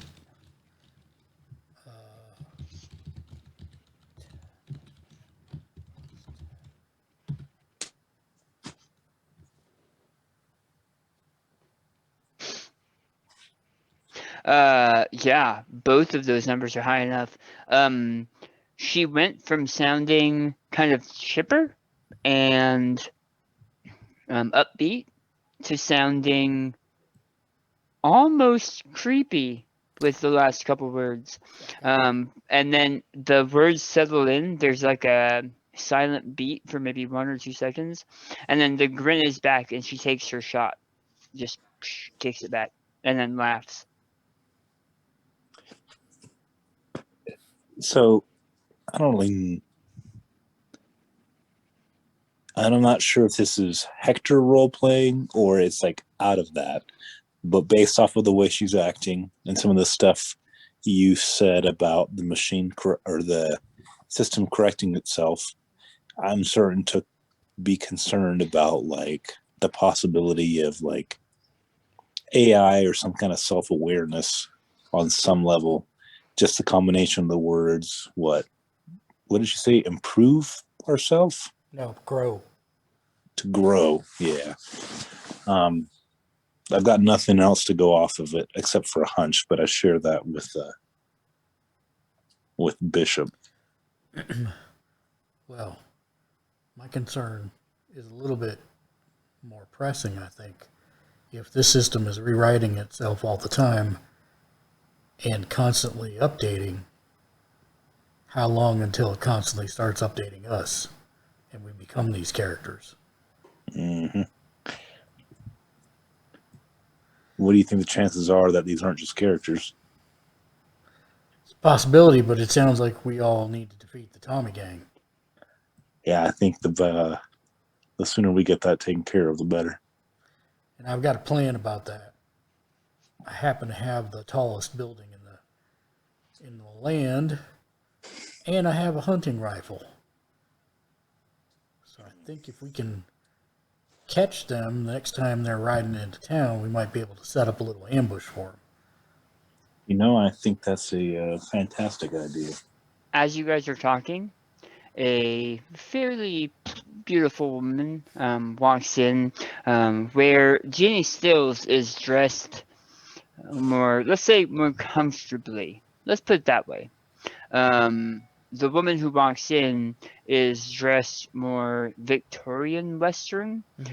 So buttoned up collar all the way up to just below her chin, tight sleeves down to the wrist, full length skirt. You imagine she's probably boiling in that dress, but she's wearing it all the same. Her hair is pulled up, and you can see two chopsticks, which seem out of place, holding her hair up.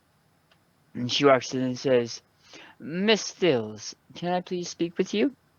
And we're going to cut from there back over to Nathan and the marshal. Bill talking to Jimmy Jack. He says, the drought's been doing a number of things. We had to get rid of several of our horses. They were just getting too sick. We had to transfer them down over to Omaha. Well, Jimmy Jack, I think we need to get down to brass tacks. You got problems, and, well, we got solutions. And I'm going to look over at Frenchie, who hopefully is kind of nodding his head like he's agreeing with me.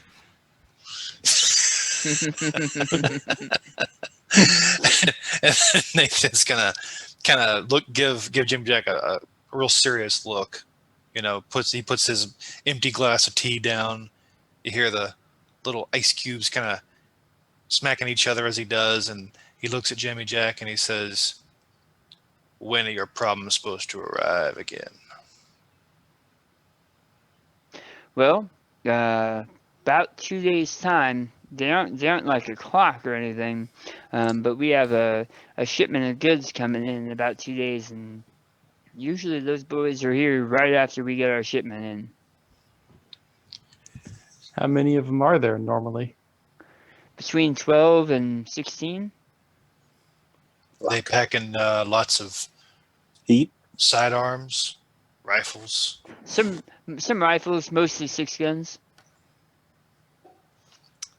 They on horseback, or they got wagons? What do they got? Oh no, they're all on horses. Though a couple weeks ago, they came in. They all came in on foot, and because we were expecting them, we'd hired some mercenaries out in New Mexico, and they came in on foot, snuck in at night, and stole a whole bunch of stuff. Took Tim from the tailor shop, strung him up in the middle of the road. Tim Taylor? Tim the tailor, yeah. Go on. Well, so most of the time they come out on horses, but that time they just came almost coming out of the woodwork. We're not even sure how they got into town without crossing the words fail me. Crevasse? It's all right, Jimmy Jack. You're under a lot of stress. So they cross over the crevasse. They come Somehow. into drought. Yeah.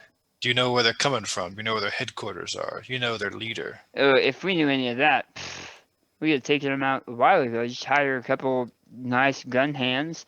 Even some of the farm hands out dealing with cattle are willing to come in for a couple of extra bucks and help us out, but we don't know where they're coming from. We don't know where they go.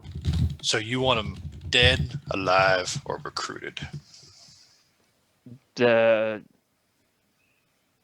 gang? Yeah. Oh no, we want them dead. Just making sure. Yeah, if we kept any of their kind here, even in a jail cell, I can't imagine it would do anybody in this town good. They need time to work together, to integrate. And how many boys you got in this here town that can help you fight off their next advance? Well, me, my boy Tom, a couple of the hands that are around here, but most of the people they don't know firearms. They can't be trusted not to shoot each other. Well, if Tim Taylor is as good as he sounds, then maybe he can make up some uh, lawman outfits and put them on all the townsfolk, and we can have them run around and pretend they're shooting at these boys when they come in. Maybe they'll scare them off as we try to pick them off. If we make our numbers large, it might help. He has a deep frown and says, uh, uh, I think there might have been some confusion. Tim from the Taylors, he got strung up a couple weeks back from the neck until dead. Where that means something different where I'm from. I thought you meant he just had a lesson he had to learn. So, well, Oh, scratch he that. learned it. Yeah, Oh, yeah. he learned it. Well, I think my buddy Bill here has got some better ideas, and I'll look over at him. Well, we know they come over from this crevasse and say they'll be here in 2-ish days. I think that gives us a little bit of time to ride around and see what we see out there. See if we can find them before they come over this way.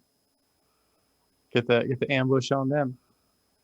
Can I use this time frame to like scout out the area and see if the town's the best location? Yeah. Or there's something somewhere else. Well, that would be a better... I have one more scene for you guys, and then you guys can go and do whatever you need to do. Do it. All right. So, did you have anything you wanted to share, Marshall? No. Okay. As the woman walks into the Rising Star, Jeannie Stills, her smile fades, almost like she forgot what she was doing, and she says,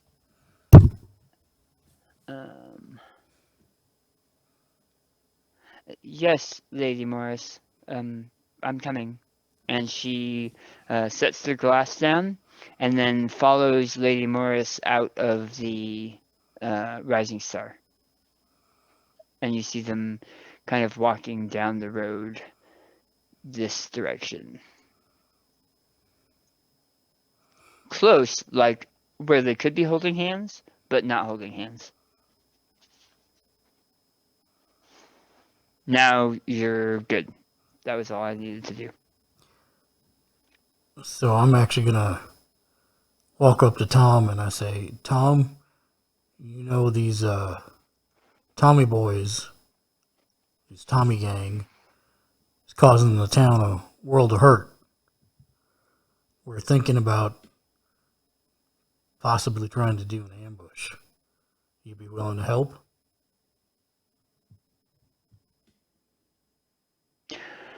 I can do what I can.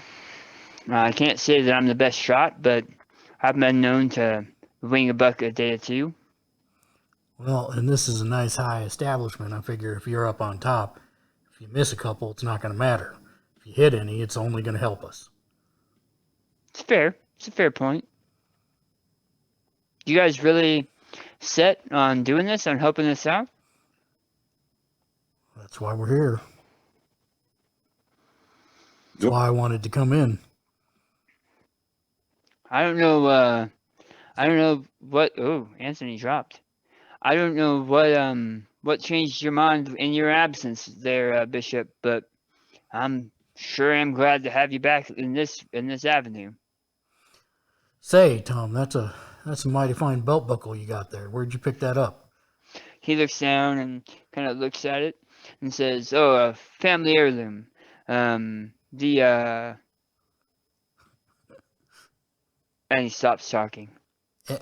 As he is looking down, I'm like, do you mind if I take a slightly closer look? Sure. And I'm going to try and hack his node. Okay. Oh, I'm sorry. That is wrong. Oh, no. No, that's wrong. That's wrong. I'm sorry. Wrong roll. Hold on. There we go. 12. So I get a bomb, right? Church bell? Yep. Okay. But that's not all. Mm-hmm. You win all of these beautiful prizes. Yay.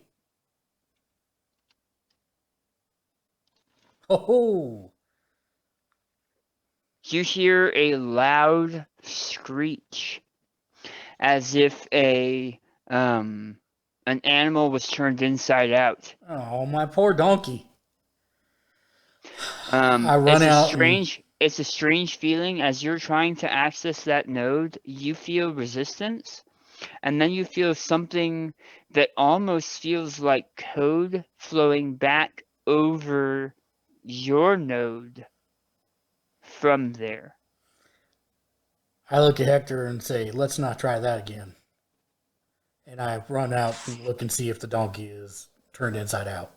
You see the bit and bridle that you had that had been on the donkey, smoking and swaying side to side from where you tied it off, but there's nothing else there.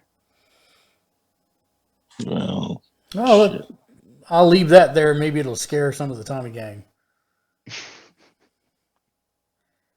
Yeah, and I say to Hector, "Yeah, let's not try that again." So I poke my head back in to the door and say, "Sorry about that, Tom. Somebody just stole my donkey." Anyways, Well, I'm sorry to hear that. that's all right. But think on what I said. If you can think of anybody else, let me know. I'll be back Hey, around. Father, Yes. you just keep in mind the time is 4:22 and 39 seconds. And then he looks back down, picks up a glass, and starts wiping the inside of it. I will keep that in mind as I look at Hector and turn my head slightly sideways as if I was wearing a mask, but I'm not. So it looks really weird right now. Yeah. I could have told you probably should have stopped doing that 1 or 2 times ago.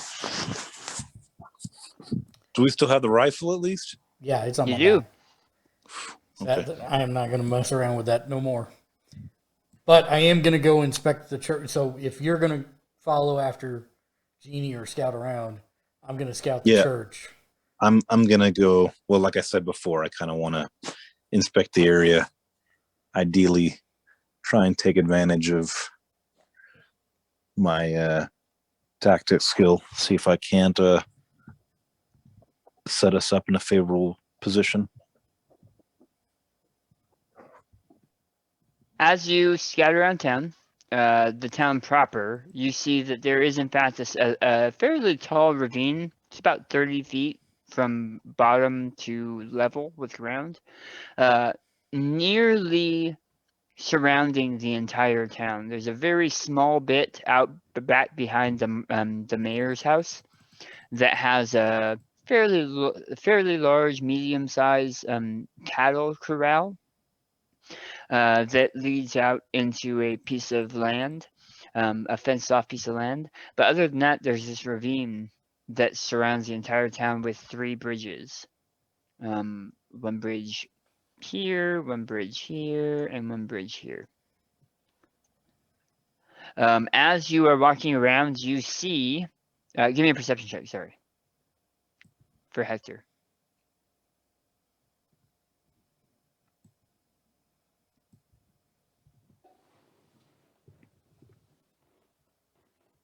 When you said here, here, and here, were you pinging something I was. on the left of the To map? the right, Oh, to the to the right. bottom, and to the left, the bridges.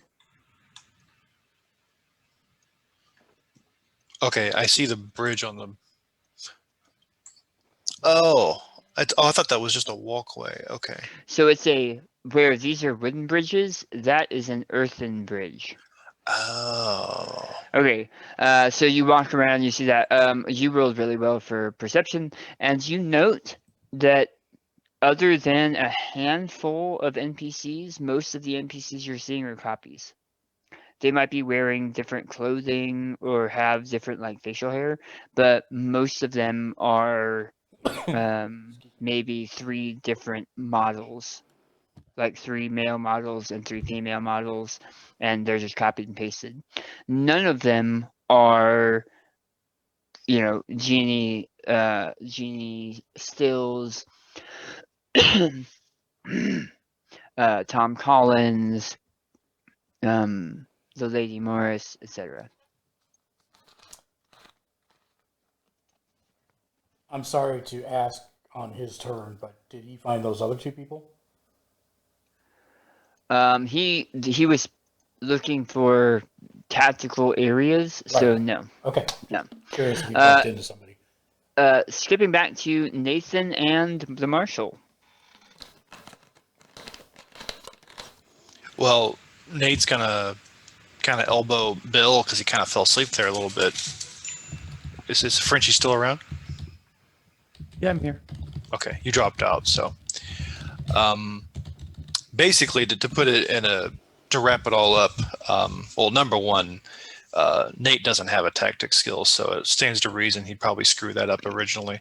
But if the Jimmy Jack wants our help, it's a matter of planning. But he's gonna say, I think we better confer with our friends on this one. Plus, you can meet them if you want, Jimmy.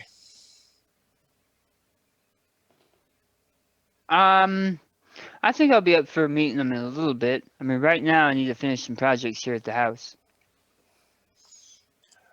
All right, what do you say we'll bring them here to meet you in a little while? Sounds Couple great. hours. Sounds great. We'll see what we can do to get you guys better armed. Thanks for the tea. Of course. And he moves to shake your hands. And Frenchie / Bill definitely shakes the hand as well and says, "Nice meeting you." Glad to have you around there, Sheriff. Marshal. I'm not sure what your title is now. Constable.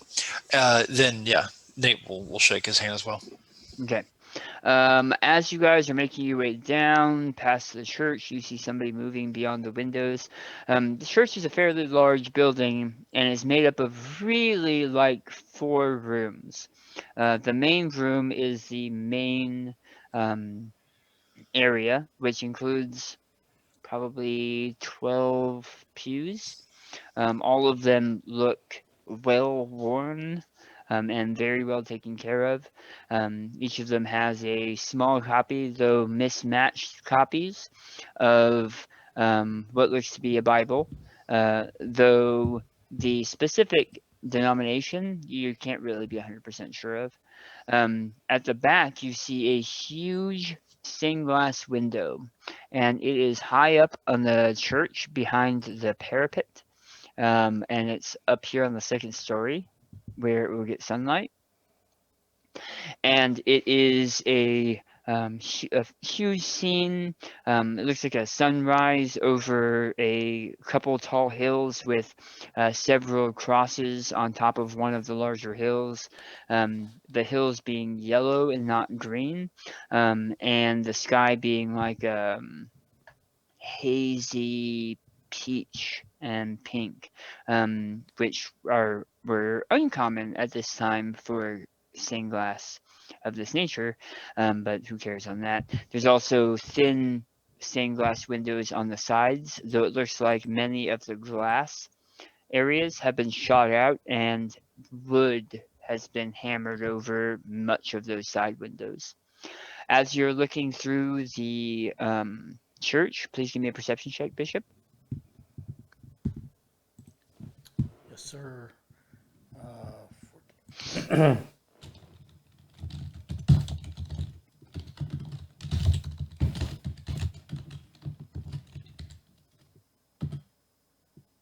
Oh, come on. Give me a different roll. Give me another try. Okay. There we go. That's better. You heard a soft click as you entered the church from the rifle that you're carrying. Upon further inspection, you see that walking into the church placed an auto safety on your rifle. And as you are walking through the church, for a flickering second, the picture of the stained glass changed. it was so fast you're not sure you even saw it, but it changed from the picture of the hill with the sunrise in the background and a couple crosses up on the hill, to a woman standing with her hands spread apart. And the woman was kind of tall and thin, with her hair bound back in a tight bun and a full-length tan dress. Was it the lady? I mean, it's a stained glass picture, but Yeah. that would be your guess. Okay. With behind her are alternating rays of orange and yellow, like the sun. But it was like a fraction of a second. So, more specifically, what I'm looking for is access to the bell tower. So there is a stairwell just off to the side of the bell tower. Okay.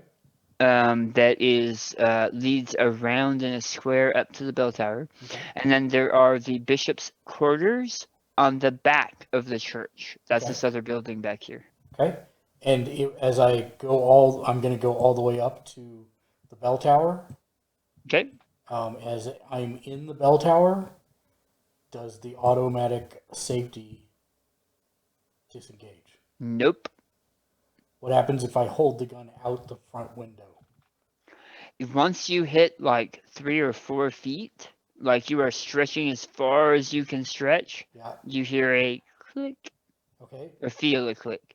So then I'll pull the gun back in, and I'm going to actually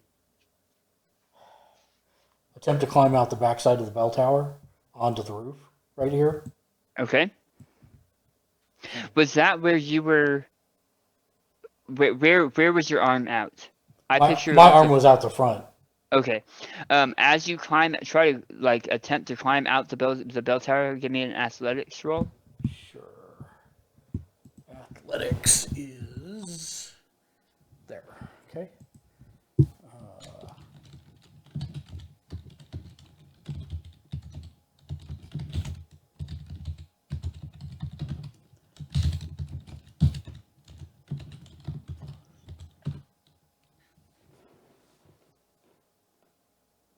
17. You scramble down the side of the bell tower, landing on the roof of the thatch roof. Well, not thatch, but the slat roof of the church. But you don't hear the safety disengage. Son of a gun. All right. Well, this only looks like it's a foot or two, right? From the bell tower up to the edge? No, not the edge, but the top of the roof here. It's like 7 feet. Oh, okay. I'll climb back in, I guess. Okay. And then I'll come back out and try and figure out where everybody is from there. Okay. Hector, what specifically were you looking at doing for tactics? Well, thought process being if this many as 12 or 16, like,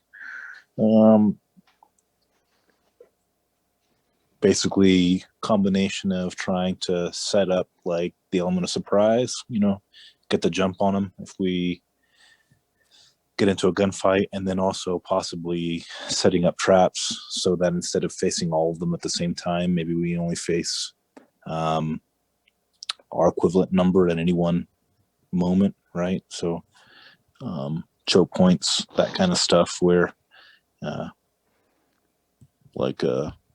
larger numbers for them aren't actually an advantage, or it's more difficult for them to get the advantage. Okay.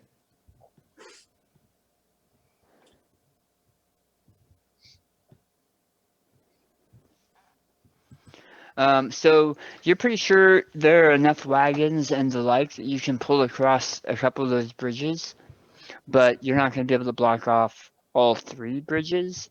And the land that's covered with the cattle in the back behind the mayor's house, they could always break through that fence or jump the fence and come through that way as well. Though you're not sure why that hasn't been done over the numerous attacks, probably because it's not easy, or because there's some other defense there that you're not putting together. Okay. But you can probably block off 2 of the 3 bridges, and then they may have to figure out a way to climb or jump. Okay. So, and which way do they normally come from again? So there is no pattern to how they have been coming in, Okay. which is part of why they don't know where they are coming out of. Gotcha. So in that case, my initial reaction would be to block that way and this way, and make them come along the main road of the town.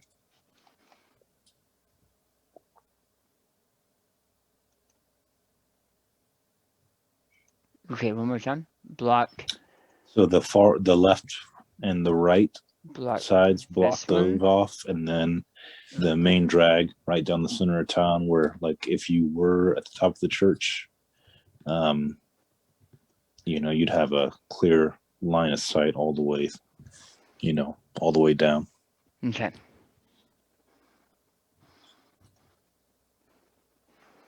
And then I don't know if I've talked about it yet with Bishop, but I would go and see if I can't find or run into the other 2 characters that. So as you are making your way back around, these 2 are gone. As you make your way back around the loop, come on, stupid thing. You see the bishop leaving the church and the other 2.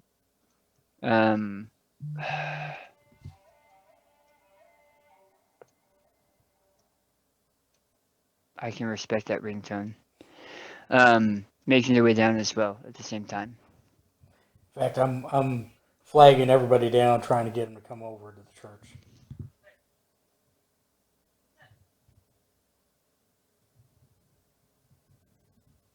And so, Bill, I see the bishop flagging us down. So I mosey over yonder. Well, of course, this wasn't going to be easy. But wait till Hector gets here, because he's going to want to know about this too. He's the For slow some one of reason, the group. I can't move my character. I got him. So it turns out that, of course, the tallest building in town, the church, has an auto safety feature that disables guns when you go into it. I tested it out, and I tried climbing out on the roof, and it's still disabled. So that's not going to work. However, I did talk to Tom Collins, the proprietor of the Rising Star over here. He was willing to help as a gun, and I kind of pointed out that he's got probably the 2nd tallest building in town. So it might be good for people with rifles to post up there. Yeah, it seems like most of the buildings down the main drag have at least 2 stories. So, also, we relay all the stuff that happened with the other people to Frenchie and Midnight, and how they're acting a little weird. But when Hector talks about blocking off the bridges, I would say, I don't know, do you think that's the way to go, or should we just collapse those bridges? Wire them to take out some of their numbers as they travel across them, meaning that the only ones we have to worry about are the ones that come over the land bridge. do we have explosives or anything like that? I mean, we can cut them and set them to, set some kind of low yield wire or baling twine or something to hold the bridge together until some horses step foot on it, and then they go careening. I have a OOC comment to make.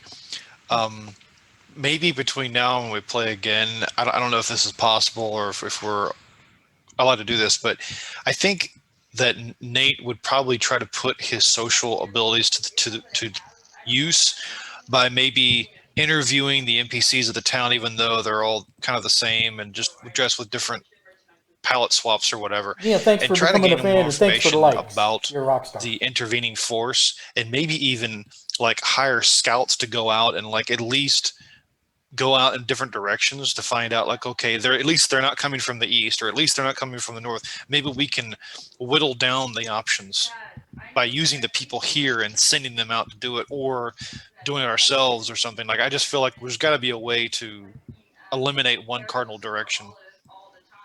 So here shortly, I was actually going to get you guys to a point, and then some of the prep for the 2 days can be done over play by post. Good. And that was part of the idea behind that, was giving you guys a chance to throw in some plans, and then those plans will come to fruition next session. Okay, cool. Yeah, if you're not opposed to that, Daniel, then I think using people would probably be the best resource that my character can use. It is a resource that is not super used yet, but yes. Cool. That is my 2 silver. Did anybody have any questions that they wanted to know more about, or?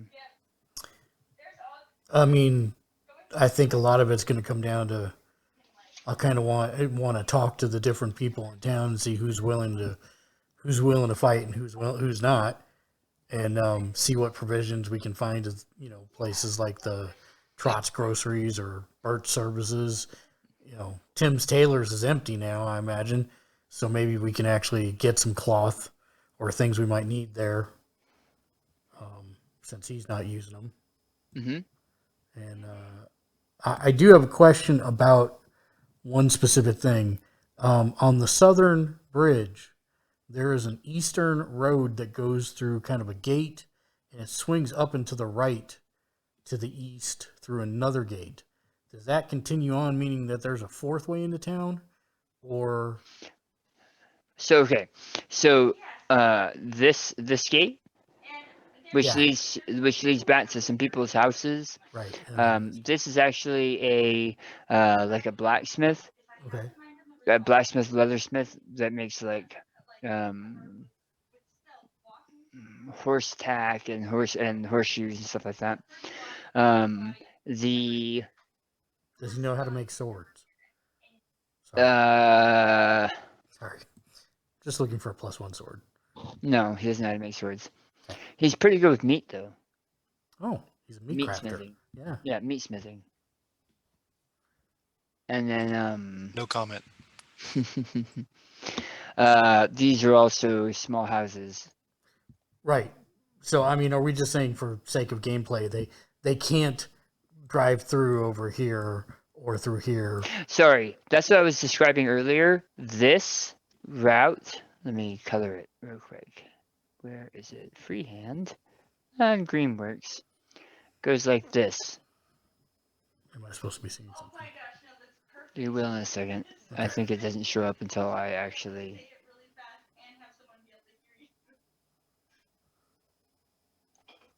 Do you see that?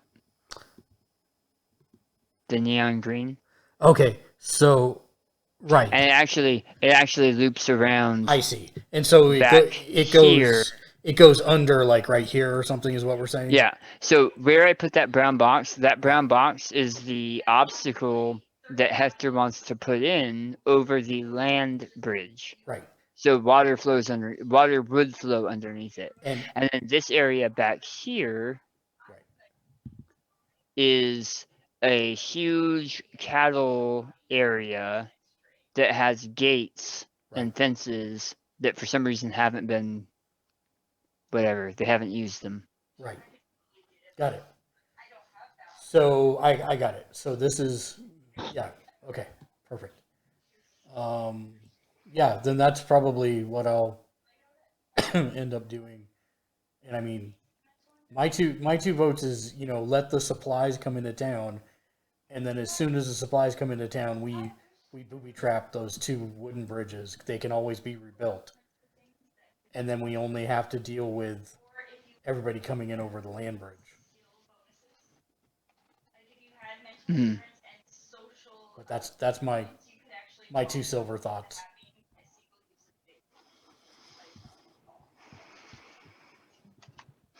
Does anybody have any questions to cover before we move to play by post?